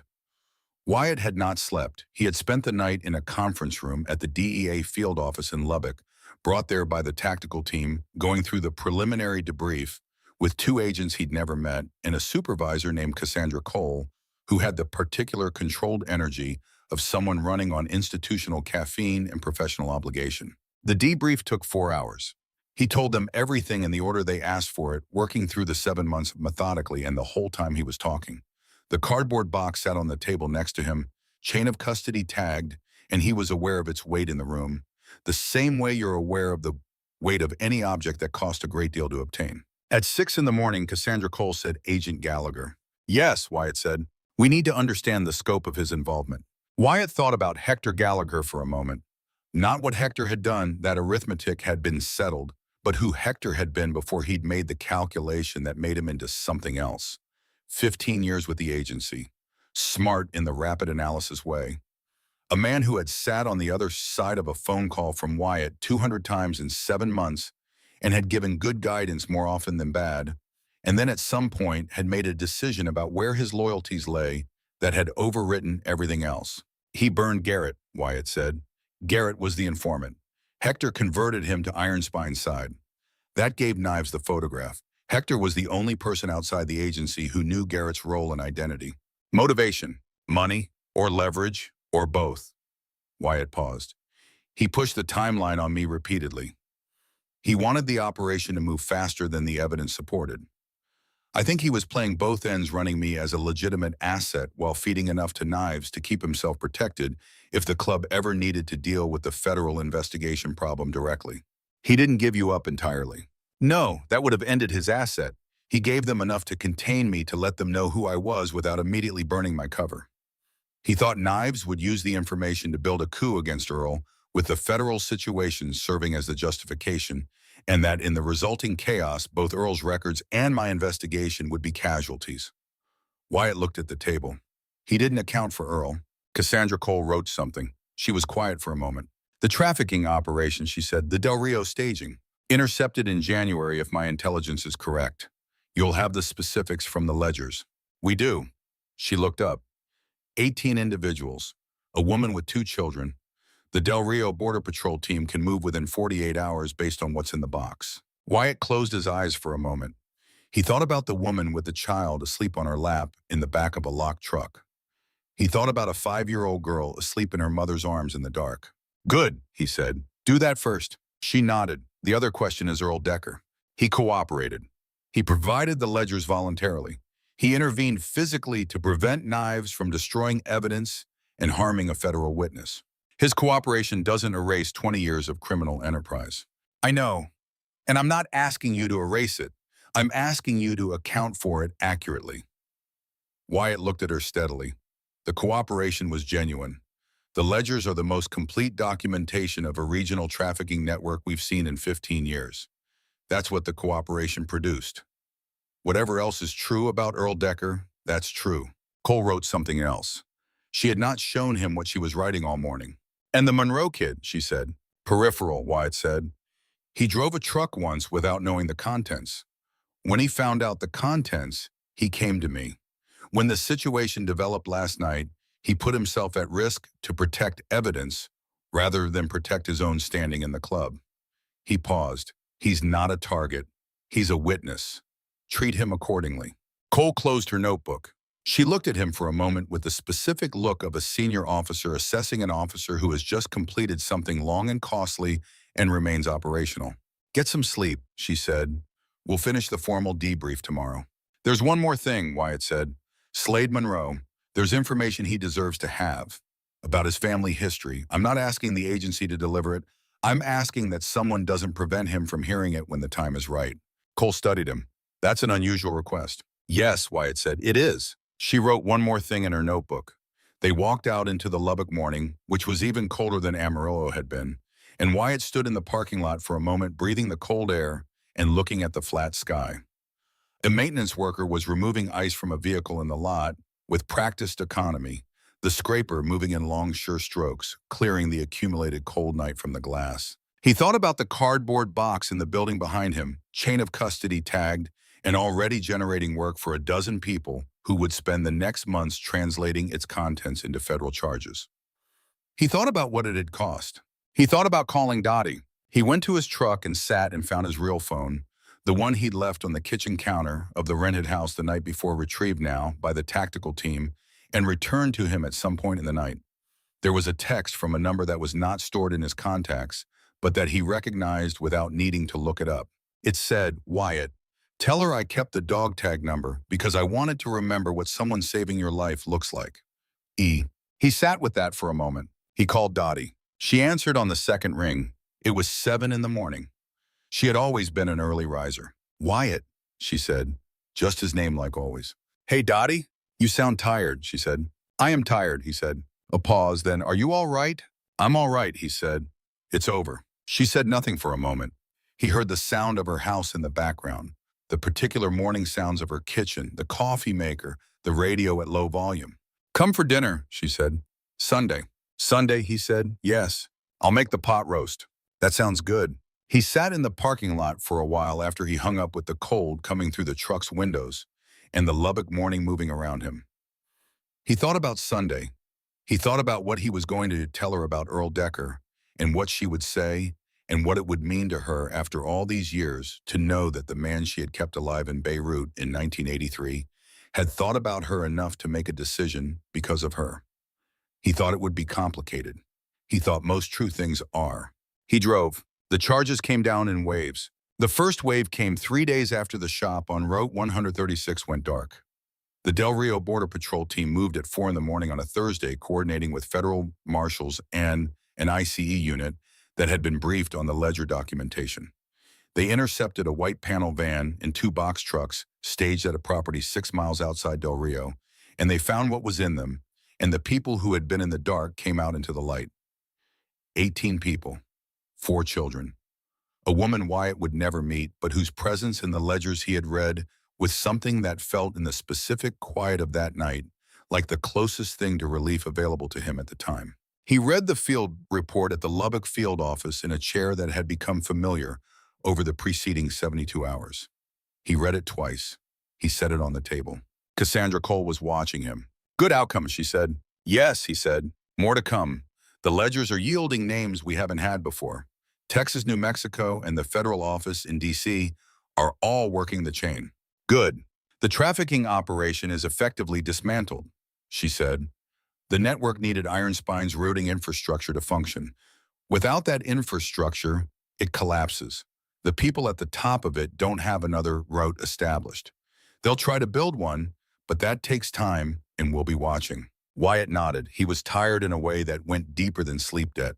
The specific tiredness of a sustained deception finally concluded, as though the weight of 7 months of being someone else had been distributed across his body and was only now beginning to lift. "Hector Gallagher," he said. "He's talking," Cole said. "He doesn't have a lot to offer that we can't get from the ledgers, but he's talking." "What was the arrangement?" "Money." It started as information about unrelated operations.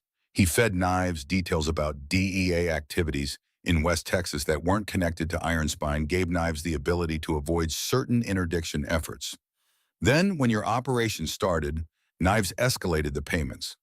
Hector thought he was playing both ends, safely protecting his asset by keeping you operational, while keeping himself protected by giving Knives enough to work with. When did it go wrong for him?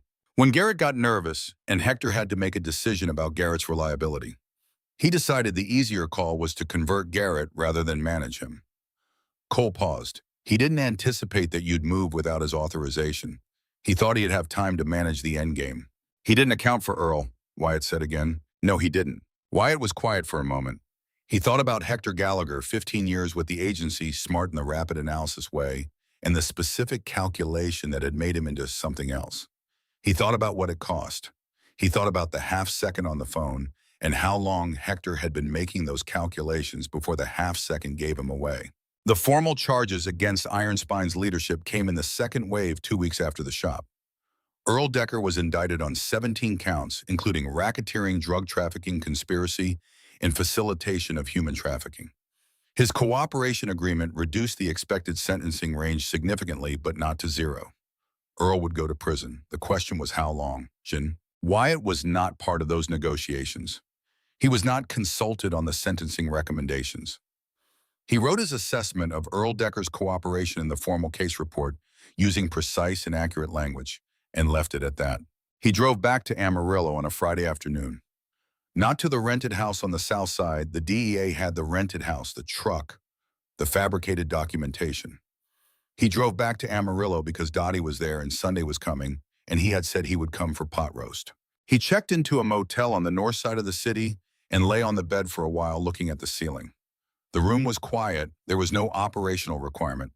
There was nothing to plan and nothing to transmit and no door to watch and no expression to maintain. He lay on the bed and let the quiet be quiet. He fell asleep before dark for the first time in 7 months and woke up at 2 in the morning with the specific alertness that came not from a noise, but from the absence of one, and he lay there for a moment waiting for the threat, and then he remembered that there wasn't one, and he lay back and went to sleep again and slept until 7. He called Slade Monroe that morning. The number was in the case file, and he'd written it down, and he used his real phone, and he sat on the edge of the motel bed when Slade picked up. "It's Wyatt," he said. A pause. "Wyatt," Slade said like he was trying the name out. "How are you doing?" "I'm in Lubbock," Slade said. "They've got me in some kind of protected witness situation. I've talked to more federal agents in the last 2 weeks than I've talked to anybody in the last year." "I know. I'm sorry about that part. They keep asking me about things I didn't know about," Slade said, "which is most things, it turns out." "You're being treated as a witness, not a target," Wyatt said. "I made that argument, and it held." "Yeah," a pause. "Thank you. You put yourself in the line to protect evidence on behalf of an ongoing federal operation," Wyatt said. "That's not something I manufactured. That's what you did." Slade was quiet for a moment. "The box," he said. "I didn't really think about it. It seemed like the thing that mattered. If those records were gone, they weren't gone." "No." They sat in the kind of silence that had always been comfortable between them. The silence of two men who could be present without filling up the space. "There's something I need to tell you," Wyatt said, "about Earl." He heard Slade's breathing change. "I've been thinking about it," Slade said carefully, the way he looked at me. "Yes, and some things I found out. The agents told me things about my mother they found in the records. Her name was in there somewhere. A connection to the club going back a long time." "Yes." Another silence. "Tell me what you know," Slade said. Wyatt told him. He told him what Earl had said about a woman named Cassidy Monroe west of Amarillo, 30 years old, and about being close for a while, and about being away and coming back and finding her gone. He told him the arithmetic, which Slade had already started doing. "He didn't know," Wyatt said. "Not until that night when I said your name in the back room." Slade was quiet for a long time. "He's going to prison," Slade said finally. "Yes, for a long time. Probably his cooperation helps. He has a good attorney, but yes." More quiet. Outside the motel window, Amarillo was going through its ordinary Saturday morning. Cars, wind, a dog on a leash being walked by a man in a heavy coat. "Can I see him?" Slade said. "That's between you and him in the courts," Wyatt said. "But yes, I think you can." "Does he want to?" "He didn't say it directly," Wyatt said. "But he asked me to make sure you were all right. And when I told him you drove the truck once and that you'd come to me, he didn't say anything for a while. And then he said, 'Tell me the rest of what you know about him.'" Slade made a sound that was not quite a laugh and not quite anything else. "Okay," he said. He said it the way he always said it. "What are you going to do?" Wyatt asked. "I don't know yet," Slade said. "The agent here says I can probably go back to living my life fairly soon, that I'm not facing charges, that the cooperation I gave them makes me a participant in a good outcome rather than a participant in the bad ones." He paused. "I keep thinking about the woman, the one in the truck." "Don't think about her too much," Wyatt said. "She's out. She's in a processing facility. There are people whose job it is to take care of what happens next for her." "I know, I know," Wyatt said. They sat with it. "Diesel," Slade said. Then, "Sorry, Wyatt. Either's fine." "Were you ever actually a mechanic?" My stepmother's late husband was a mechanic, Wyatt said. He taught me everything I know. I grew up in that shop. Huh, Slade said. The Dyna. It's a real project, Wyatt said. Has been for 3 years. I don't know what happens to it now. I could finish it, Slade said. It came out quiet, almost tentative, the way a man offers something he's not sure will be taken. Wyatt thought about that, about Slade Monroe in a shop somewhere finishing a motorcycle that had been started under one identity and left incomplete at the end of another. About what it meant to finish something that had been stopped. Maybe, Wyatt said. That sounds like something we could figure out. Yeah, Slade said. Okay. They ended the call. Sunday came the way December Sundays come, in the Texas Panhandle, cold and clear, and with a light that was horizontal and specific, illuminating the ordinary things of the world, with the particular clarity that you only get in a season when everything has gone down to its essential form. Dottie's house was on the northeast side of the city, a ranch house with a front porch and a flower bed that was bare in December, and a mailbox that needed repainting.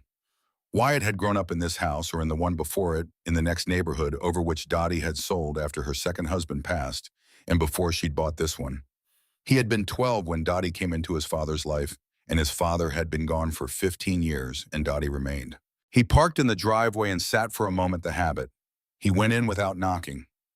The smell of pot roast filled the house, the specific warm smell of long cooking, of something that had been tended all morning. Dottie was in the kitchen.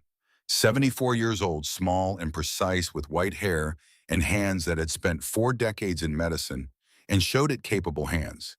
Hands that had held IV lines and applied pressure and done the kinds of things that needed doing when doing them was the only available option. She looked at him when he came in. She looked at him the way she always looked at him, the complete assessment that took about 1 second and missed nothing. You look better than I expected, she said. I slept, he said. Sit down, it's almost ready. He sat at the kitchen table. The kitchen table was the same one she'd had in the previous house, solid oak, with a burn mark near the edge from an incident involving a misplaced potholder in 2003 that had become a family story. He put his hands on the table.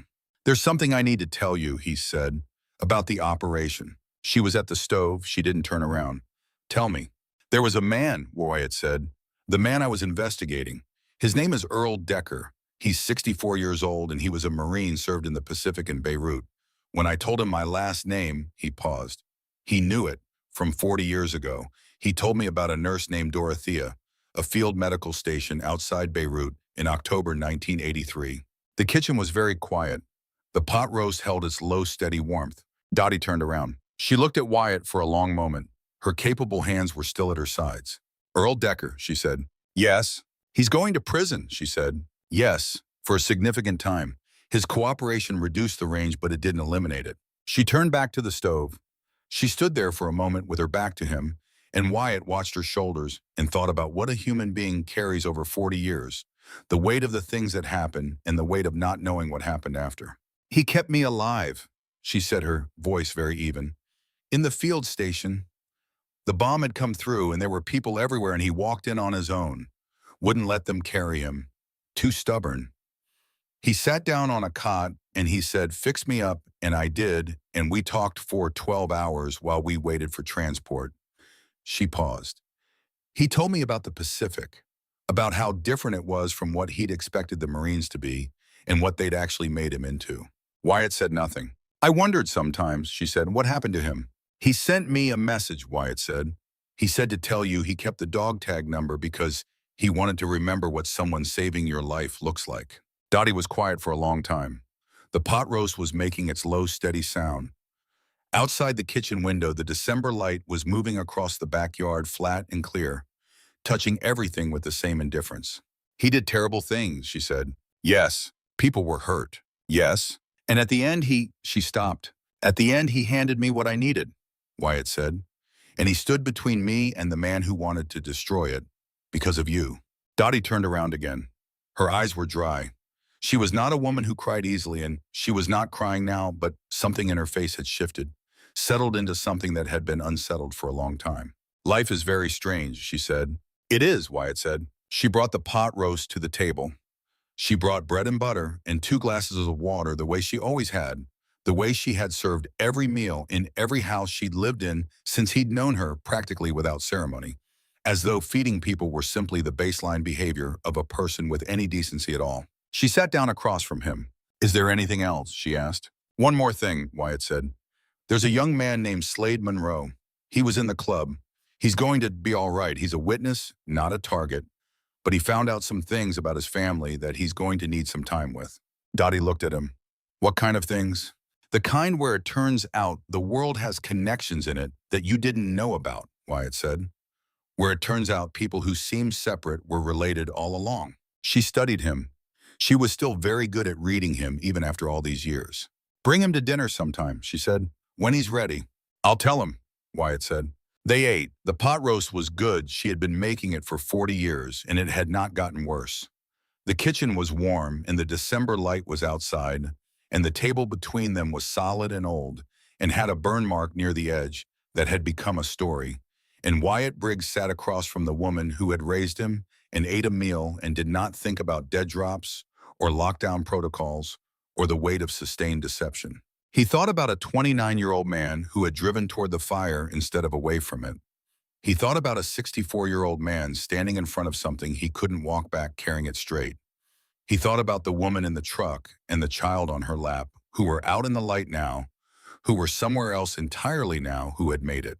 He thought about what it meant to do a thing that cost you everything and know that the con was worth it and carry that knowledge forward into whatever came next.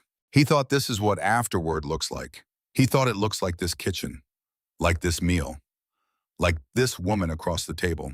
He said, "The pot roast is good, Dottie." She said, "I know." After dinner, he stayed for a while, and they sat on the front porch in the cold, because Dottie liked the cold and always had, and the Amarillo evening settled in around them, the light going out of the sky in the way it goes in winter, flat and fast and without ceremony, and the stars came on one at a time, and then all at once the way they always do. He thought about Earl Decker in a facility somewhere, an old Marine with a scar from ear to jaw, and a dog tag number tattooed on the inside of his forearm, and 40 years of choices catching up to him all at once.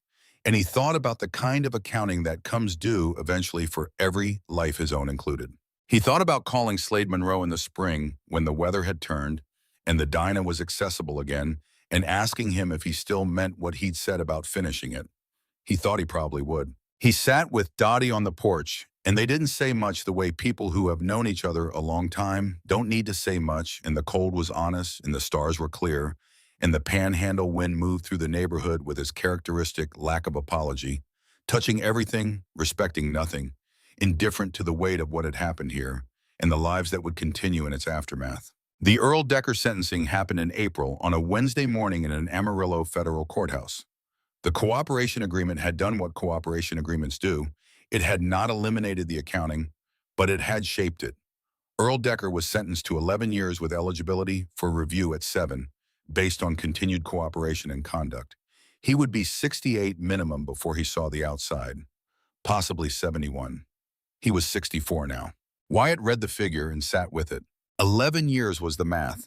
The cooperation had been genuine and the ledgers had been comprehensive, and 18 people were in the light because of a decision made in a back room at midnight, and 11 years was the math that all of that produced. Wyatt thought about whether that was justice. He thought it was probably the closest available approximation of justice in a situation where justice was not a clean or comfortable thing. He thought that was what justice usually was. Knives Riggs received 23 years, no cooperation, no reduction. The sentencing guidelines for the trafficking charges were specific, and the judge had not found reasons to depart from them, and Knives had not given the court any reason to look for one. He had sat through his sentencing with the flat calculating expression and the ghost of the arriving smile, and when the judge read the number, he had nodded once as though confirming something he had already calculated. Hector Gallagher received 14 years. Wyatt thought about 15 years in the agency and the specific calculation that had led Hector to the decision he'd made, and he thought about how long that calculation had been building before it produced the outcome it produced. He thought these things rarely arrive suddenly. They grow in the gaps between official moments in the private arithmetic of a man deciding what he's worth and what the work is worth and where those numbers intersect. He thought about his own arithmetic. He thought, I am not that. I know I am not that. I also know that the distance between what you are and what you might become under the right pressures is not fixed, And the appropriate response to knowing that is not comfort, but attention. Diane had his return-to-duty paperwork ready in May. He signed it. She had found him an assignment in the Denver field office, a new investigation involving the intersection of legitimate pharmaceutical distribution and controlled substance diversion, sophisticated and well-funded, and therefore difficult, and therefore the kind of thing the agency wanted someone like Wyatt on. He accepted the assignment. Before he left Amarillo, he had Sunday dinner with Dottie, and she made the pot roast, and they sat at the table with the burn mark near the edge, and she asked him if he was sure. Yes, he said. You're always sure, she said. That's not true, he said. I'm just sure about this. She looked at him. She studied him the way she always studied him, the complete assessment. Come back, she said. Not just for dinner. Come back. I will, he said. He believed it. He believed it the way you believe things that you cannot guarantee but that represent your genuine intention in the full knowledge that intention is not a promise. He hugged her at the door. She was small and precise, and her capable hands held on to him for a moment longer than usual. Be careful, she said. I will be, he said. He was not always careful. He was usually good at the work, and he paid attention, and he would not stop. These were the things he could offer honestly. The diner arrived in February. It arrived on a flatbed trailer. Wyatt stood in the parking lot of his apartment complex and watched the flatbed driver lower it to the ground, and he walked around it once, taking in his current state, half-assembled, patient waiting. He called Slade Monroe. The diner's here, he said. A pause. Yeah. You want help with it? Come when you're ready, Wyatt said. Slade was there on Saturday. He drove up from Lubbock in a truck that was older than his age, and he got out and looked at the diner with the specific attention of someone who knows what they're looking at. You got most of the hard work done, Slade said. Most, Wyatt said. The electrical is still wrong. Show me. They worked on it through the afternoon, the two of them in the parking lot in the February cold, the work generating its own warmth.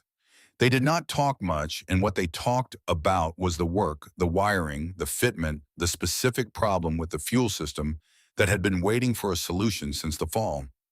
The conversation had the quality that work conversations have when the work is real focused, economical, occasionally terse, producing something. At one point, Slade said without looking up from what he was doing, I got a letter from Earl. Wyatt said, how was it? Short, Slade said. He's not a man for long letters, I think. What did it say? Slade was quiet for the moment. He said he was sorry he wasn't in a position to be what I needed when I needed it. He said he hoped I'd landed somewhere solid. He paused. He said he knew my mother, that she was a good person, that he wished things had been different. Wyatt kept his hands on the wiring. What are you going to do with that, he said. I don't know yet, Slade said. He said it plainly without deflection. He's going to be in for a while. I might go see him. I might not. I need to figure out what kind of weight I want to carry forward. He looked up. Does that make sense? Yes, Wyatt said. That makes complete sense. They went back to work. By late afternoon, the electrical was right. Slade found the fuel system problem in another hour, a collapsed inner lining in a fuel line that had been generating intermittent pressure issues, and they replaced it and reassembled, and Slade stood back and looked at the motorcycle and said, try it. Wyatt tried it. The engine turned for on the second kick. It ran rough for 10 seconds and then smoothed out, not perfectly. There was still carb work to do, and the exhaust was louder than it should be, but smoothed out into something that sounded like what it was supposed to sound like. An engine running, a thing that worked. They stood in the parking lot and listened to it. Slade smiled. It was the first time Wyatt had seen him smile since before the shop on Route 136, and it was the specific smile of someone who has made a thing work and feels good about it. Still needs the carb, Slade said.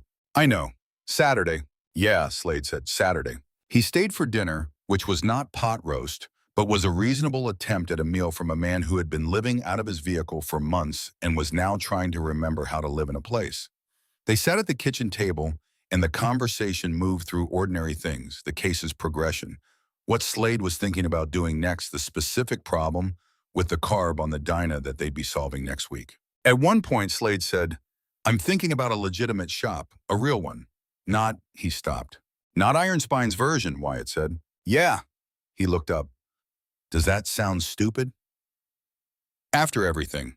No, Wyatt said. It sounds like someone figuring out what they're good at and what they want. That's mostly what I've been doing, Slade said, for a while. After Slade left, Wyatt stood in the parking lot for a while in the February cold, with the Dinah sitting there looking more complete than it had that morning. The apartment complex was quiet. The neighboring units had their lights on. Somewhere inside, someone was watching television, the sound of it coming through a wall, at a comfortable volume, the particular domestic sound of an evening being spent in peace. He thought about the woman in the truck and the child on her lap. He thought about what the case files said they were doing now, in a program being resettled, learning the geography of a new life. He thought about what it cost to get them there, and about the people who had carried that cost, and about what it meant, in the long accounting, to have carried it. He thought it meant something. He thought it was the right calculation. He thought he would probably go on believing this, not without doubt, but with enough conviction to keep working. He went inside. March in the Texas Panhandle is the season's hinge. Cold still in the mornings with the suggestion of warmth by afternoon, the light beginning to come in at a different angle, hitting things from slightly higher and staying longer. The flat land absorbs the change the way it absorbs everything, without comment, without enthusiasm, simply receiving what the season delivers and going on. Wyatt began running in the mornings. Not for fitness exactly, or not only for fitness, but because running was a thing you could do that moved in a straight line toward a finite point and then turned around and came back, and there was something clarifying about that shape. After 7 months of something that had no straight lines in it at all. He ran east on the flat roads in the early light with the wind usually in his face on the way out and at his back on the return, and he thought while he ran, or did not think, depending on the morning, and by the time he got back to the apartment, the day had started properly, and there was coffee and ordinary tasks and the accumulated material of a life between assignments. He called the Lubbock field office twice in March about the Del Rio follow-up. The 18 individuals recovered in December had been placed through a federal resettlement program, most of them in Texas and New Mexico, a few farther north. The woman, the one whose face Slade Monroe had described, who had looked at Slade through a gap in the doors, was in a program in Albuquerque. She had a daughter who was 6 years old. They were all right. Not everything was all right, and the road ahead of them was not simple, but they were alive and out of the dark and in a position where forward was a direction that existed. Wyatt noted this in a personal log he had started keeping after Carolyn was gone, which was not a professional document, but a private record of the things that had mattered in the work, the things that the formal reports could not contain. He had been keeping it for 4 years. It had 23 entries. The entry for this case was the longest. He did not reread it after writing it. He closed the notebook and put it in the drawer. He took the Dinah out for its first real ride on a Saturday in March. When the weather permitted, the carb, finely tuned correctly, the electrical sorted, the exhaust quieted to something that was loud in the appropriate way and not in the excessive way. Slade Monroe had come for 3 more Saturdays, and they had finished the work together methodically. And on this Saturday, Slade was not there because he was in Lubbock, looking at shop space, something he'd mentioned with a kind of careful optimism that Wyatt recognized as the specific manner of someone allowing themselves to want something after a period of not wanting things. Wyatt took the Dinah east on Route 40, the same road he had driven in the dark in November, when he couldn't sleep, the road that ran straight as a dropped string toward a horizon that would not stop receding. In daylight, it was a different proposition. The flat land was turning green at the edges, the first tentative green of a panhandle spring, and the sky was enormous and high and very blue, and the wind was cold enough to require a jacket, but not cold enough to require stopping. He rode for an hour. He turned around at a rest stop he had used before for different purposes, and he sat on the bike for a moment in the parking lot, and he looked at the flat land in every direction and thought about what it meant to be exactly here in this body, at this age, after this operation on a motorcycle that had been half-built in a shop that no longer existed under its former identity. He started the bike. He rode west. The wind was at his back now, and the afternoon light was warm on his face, and the road ran straight, and the horizon kept its distance, as it always does, the kind of distance that is not diminished by motion, that simply remains itself, no matter how fast or how long you move toward it. He rode home to Amarillo through the long March afternoon, through the flat light and the tentative green of the Panhandle spring, and when he got back to the apartment complex, he parked the Dinah and sat on it for a moment after the engine stopped, the way you sit with something that has gone well, giving it a moment before you get up and go in and start on the next thing. Then he got up. He went in. There was a message from Diane paperwork for return to active duty when he was ready. There was a message from Slade Monroe. He had put a deposit on shop space on the south side of Lubbock. 3 bays reasonable lease good bones. He thought he could be operational by June. There was a message from Dottie come for dinner. Sunday she would make the pot roast. He replied to all three. He made coffee. He stood at the kitchen window and looked at the Dinah in the parking lot sitting in the late afternoon light, patient and complete, waiting for nothing because it had everything it needed. He drank the coffee. He thought about Sunday. He thought about Slade Monroe's shop in June, what it would be like when the bays were full and the work was underway. What kind of place a legitimate shop with a good mechanic could be for the people who brought their broken things to it and trusted that the person who took those things in would give them back working. He thought that was something worth building. He thought that most things worth having were built slowly with attention by people who were willing to do the work even when the outcome wasn't guaranteed. Wyatt Briggs had been a special agent with the Drug Enforcement Administration for 19 years. He had worked 3 undercover operations of significant scale. The first had ended with 11 arrests. The second had ended with a bullet in his thigh. The third had ended in a concrete shop in Amarillo at midnight in December, with a box of ledgers and a phone placed face down on a workbench, and a young man holding the evidence in his arms because it was the thing that mattered, and an old man standing in front of him because it was what was left of the man he had intended to be. He had taken apart a criminal network that had moved human beings through the dark and kept them there. He had documented a trafficking operation well enough that 18 people were out of the dark right now, and more would follow as the chain of arrests extended outward from the ledger. He had also spent 7 months becoming someone he had found in the people he was deceiving, things that were real alongside the things that were criminal, and had emerged from the process with a permanent understanding of the specific cost of that work. Not what the training materials said the cost was, but what it actually was in the body in the particular way time passed in a room full of people who trusted you. He was tired. He was in the specific limited way available to him, all right? He drove north out of Amarillo in the June morning when the assignment paperwork was finally signed and the Denver office was expecting him, the panhandle light coming in flat and strong at the angle that would eventually become the angle of summer. And in the rearview mirror, the flat land of his childhood receded behind him, and ahead of him, the road ran north toward the high country and whatever came next. The Dinah was in the back of the truck, secured with straps going with him because you bring the things that are finished and real. He thought about Slade Monroe's shop, which had opened 2 weeks ago in Lubbock, 3 bays reasonable lease good bones. Slade had sent him a photograph on his phone, the sign above the door which said Monroe Automotive in plain black letters on a white background, professional and legible and unadorned. Nothing hiding what it was, just what it was. Wyatt had texted back, good sign. Slade had texted back, thanks, man. He drove north. The road ran straight.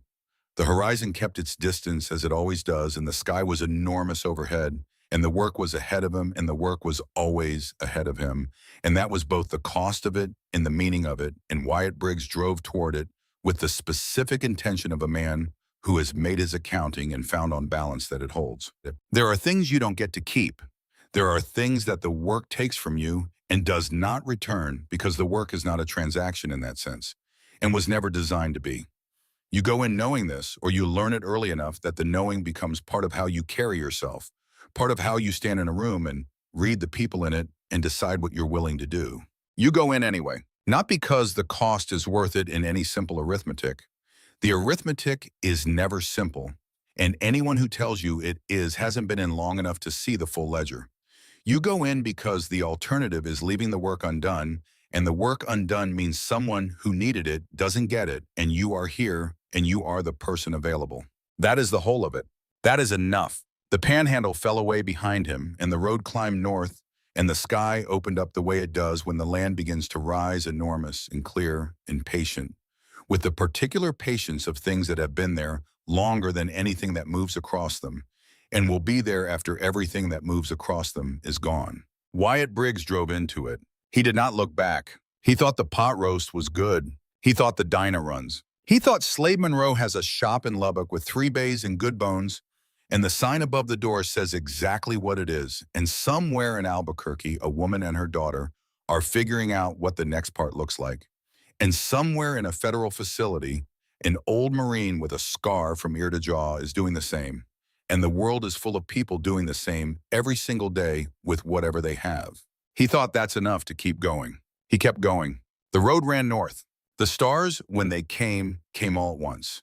The way they do out there, the flat dark giving them nothing to compete with, and they were the same stars. They had always been permanent and indifferent, and on a clear night in June, driving north through the Texas Panhandle, with everything that mattered in the bed of the truck and the road running straight ahead, something very close to beautiful. He stopped for gas in a town called Canadian, Texas, halfway between Amarillo and the Oklahoma line because the truck's gauge had been reading lower than he trusted, and he had learned a long time ago not to trust gauges more than he trusted his own attention to the math. The station was small and bright in the dark, two pumps under a canopy that had been there since at least the 80s, and a young man behind the counter who was reading something on his phone and looked up when the door opened with the particular expression of someone not expecting customers at this hour who was glad for the interruption anyway.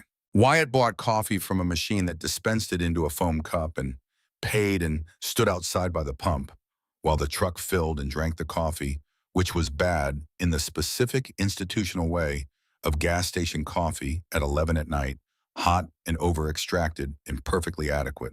He thought about the assignment in Denver. He had read the briefing materials twice the way he read briefing materials slowly and then fast the second pass, filling in what the first pass had organized. The operation was different in structure from the Iron Spine case, smaller in some ways, and more technically complex in others, involving distribution networks that operated partly in the legitimate pharmaceutical supply chain and exploited regulatory gaps in ways that required a different kind of patience and a different set of skills. It was interesting work. He could see the shape of it already, the places where the institutional pretense rubbed against the actual mechanics, the gaps where a man with his particular qualifications could find a way in. He thought about what finding a way in cost. He thought about 7 months in Amarillo and everything that 7 months contained, and he thought that he would do it again because the alternative was not doing it and someone else doing it less well, or not doing it at all, and that arithmetic continued to hold. The pump clicked off. He replaced the nozzle and got back in the truck and sat for a moment with the engine running, the bright canopy of the gas station behind him, and the dark of the panhandle ahead. And he thought about Dottie's pot roast and Slade Monroe's shop sign and a woman in Albuquerque who was starting over, and the specific non-theatrical satisfaction of work that was done and done right. He pulled out of the station and drove north. He thought about calling Slade in the morning, not for any operational reason, but because Slade was someone worth keeping in contact with, which was a conclusion he had come to over the course of several Saturdays in a parking lot working on a motorcycle together, and which he had decided to act on rather than let the natural entropy of two people's separate lives dissolve what had been built. He thought about the men of Iron Spine who had not been part of the criminal operation, Hayes, the former shop teacher, and the older veterans and the tradesmen who would now find themselves in the specific position of men whose club no longer exists, which is a different kind of loss than the public understands. He had written about this in the formal case report in the section on collateral impacts and had done it with care because he knew what it meant to belong to something and then not belong to it anymore. He thought the report had said it as well as it could be said in that form. He thought there were things that reports couldn't say. The road was empty in both directions, the headlights cutting a clear path into the dark ahead, and the stars overhead had the quality they have over flat land, which is the quality of being very close and very cold and very numerous. Each one exactly itself and the whole of them together, something more than any of the individual ones which Wyatt had never been given to thinking about in philosophical terms, but which he had noticed on nights like this one as a kind of fact. He drove. Around midnight, he crossed the Oklahoma border, which announced itself with a highway sign, and then with nothing, the land continuing the way it had been, flat and dark and patient. He had not planned to drive this far tonight, but the driving had felt right, and he had continued past the point where he'd planned to stop, and now the Oklahoma border was behind him, and ahead was a motel sign in a town he'd passed through twice before without stopping. He stopped. The room was the kind of motel room that exists at every exit off every highway in the interior of the country, the kind of room that is exactly what it needs to be without being anything more than that. He set his bag on the luggage rack and sat on the edge of the bed and took off his boots and looked at the wall for a moment, the neutral institutional wall of a room that had held 10,000 travelers before him and would hold 10,000 more. He thought I am 51 years old. He thought I have done this work for 19 years. He thought I intend to keep doing it. He thought about what Diane had said when he signed the return to duty paperwork. She had said, you know you don't have to. She had said it carefully, the way she said things she wanted to be heard correctly. He had said, I know, and he had meant I know, and this is what I'm choosing. He thought about Carolyn, who had been gone for 4 years and who had been a good woman, and he thought that she had known him well enough to know that the work was part of him in a way that could not be cleanly separated from the rest of him, that trying to remove it would not produce a simpler or more peaceful Wyatt Briggs, but a lesser one, a man with something missing that would leave a specific shape of absence. She had known this and had carried it with him in the way that people carry the difficult things about the people they love, not comfortably, but honestly, without pretending it was something other than what it was. He thought he missed that kind of being known. He thought that's a thing that takes time and can't be forced. He thought there's time. He lay back on the bed without changing the way you lie back when you've been driving, and the road is still moving behind your eyes, and he looked at the ceiling, which was the same ceiling as every other ceiling in every other motel room in the interior of the country, and he let it be what it was, which was adequate and temporary and exactly enough for tonight. He slept without dreaming or without remembering any dreams, which amounts to the same thing in the practical sense, and woke when the light around the curtain edges went from dark to gray to the specific flat brightness of a June morning in the southern plains, which is a light that does not negotiate and does not apologize for its own thoroughness. He got up. He made coffee from the machine on the dresser, which was better than the gas station coffee and worse than Dottie's, which put it in a category he could work with. He stood at the window and looked at the parking lot and the highway beyond it and the flat land stretching away in every direction under the enormous sky. He thought about the Denver office and the new case and what the first month of a new operation looks like, which is mostly the period before anything is clear. The period of learning the shape of the thing you're inside of, building the understanding that will make sense of the specific information when it arrives. He was good at this period. He had learned to be patient with it, had learned that hurrying the understanding didn't work, and that the thing to do was to be present and observant and let the pattern assemble itself from the data rather than trying to impose a pattern prematurely. He thought he would call Slade from the road. He thought he would call Dottie on Sunday, as he had said he would, as he always did. He finished the coffee. He gathered his bag and his jacket and the keys to the truck and went out into the Oklahoma morning, which was warm already, the June warmth that arrives early and stays late in the plains, and put his bag in the truck and looked at the Dinah in the bed, still secured with the straps from yesterday patient and complete in the morning light.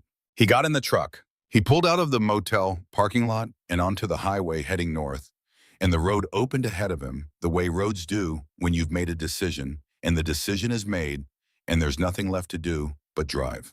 He thought about a sign above a door that said exactly what it was. He thought about a woman and her daughter in Albuquerque who were learning the geography of a life that was theirs.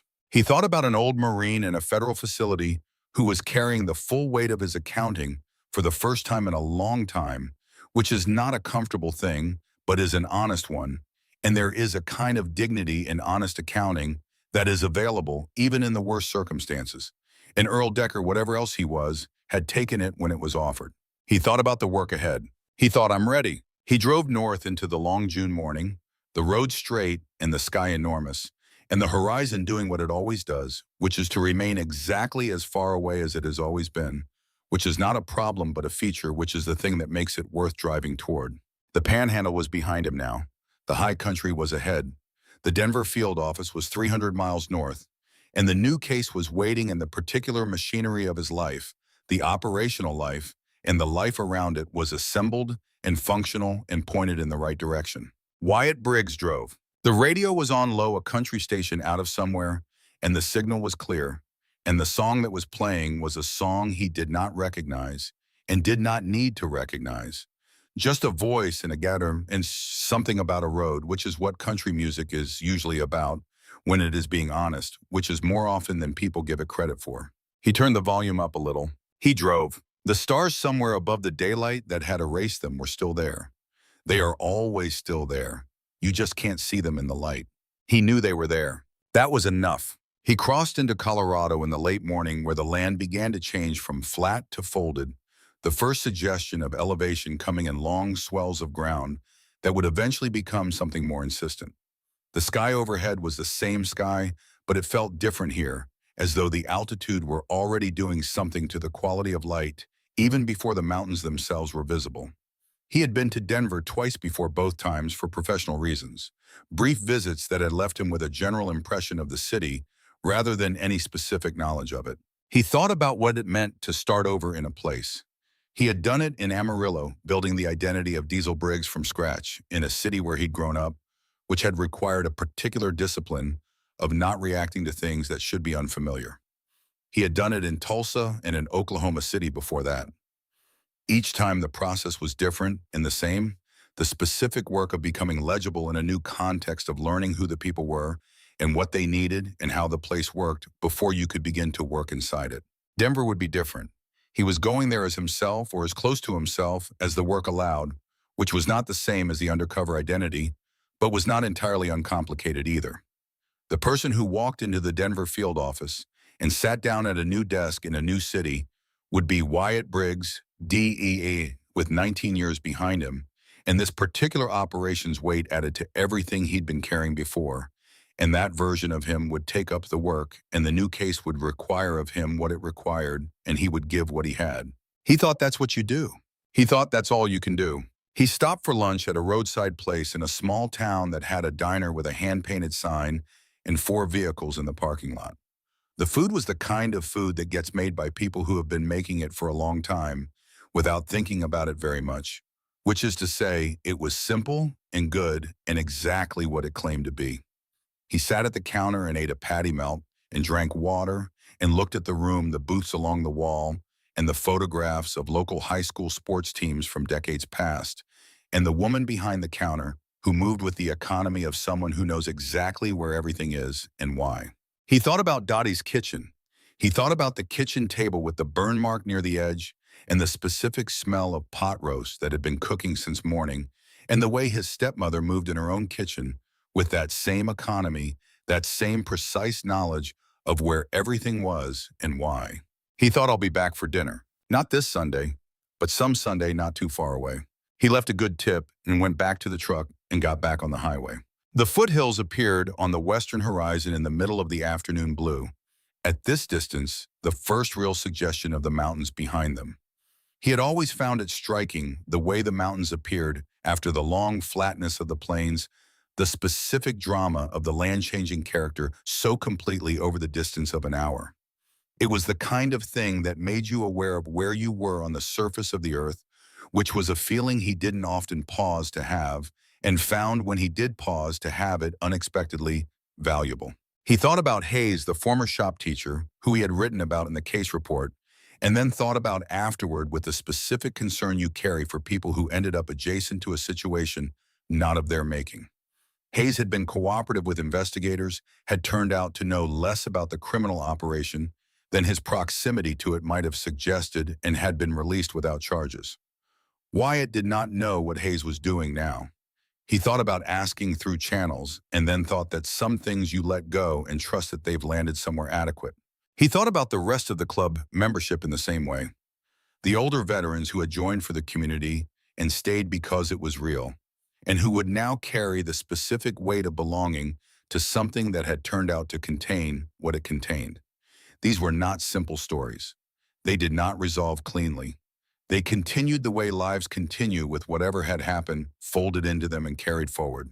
He thought, that's what I do too. The city appeared on the horizon ahead of him in the late afternoon, the downtown skyline catching the western light, and he felt the specific thing you feel when you see a city you don't know yet. From a distance, the sense of a place that contains more than you know about it, that will reveal itself in increments as you learn how to read it. He drove toward it. He found the motel he'd reserved near the field office and checked in and carried his bag to the room and stood at the window looking at the street below, which was busy at this hour, people moving in both directions with the specific, purposeful quality of people in a city at the end of a workday. He watched them for a while. He called Slade Monroe. Hey, Slade said. Hey, I'm in Denver. Long drive. It is, Wyatt said. How's the shop? Good. Had 3 cars in today. 1 transmission job that's going to take most of the week, but it's good work. Referrals, mostly. One walk-in.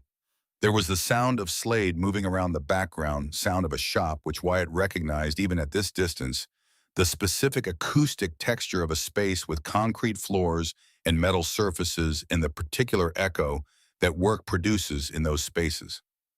Guy who came in for an oil change stayed to talk for 45 minutes. Older guy, retired, had a lot of opinions about carburetors. As they do? Wyatt said. As they do. A pause. You doing all right? I'm all right, Wyatt said. Starting fresh tomorrow. New case. New case. Same kind of work. Different specifics. Same kind of work. Slade was quiet for a moment. Do you ever think about stopping? Wyatt thought about this honestly, which was the way he preferred to think about things when he was given the space to do it. Sometimes, he said. But when I think about what stopping would look like, it doesn't look like something I want.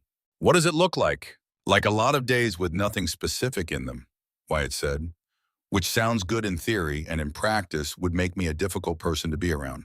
Slade laughed at this, a real laugh, the first one Wyatt had heard from him since before everything. Yeah, he said, I get that. They talked for a while longer about the shop and about a car.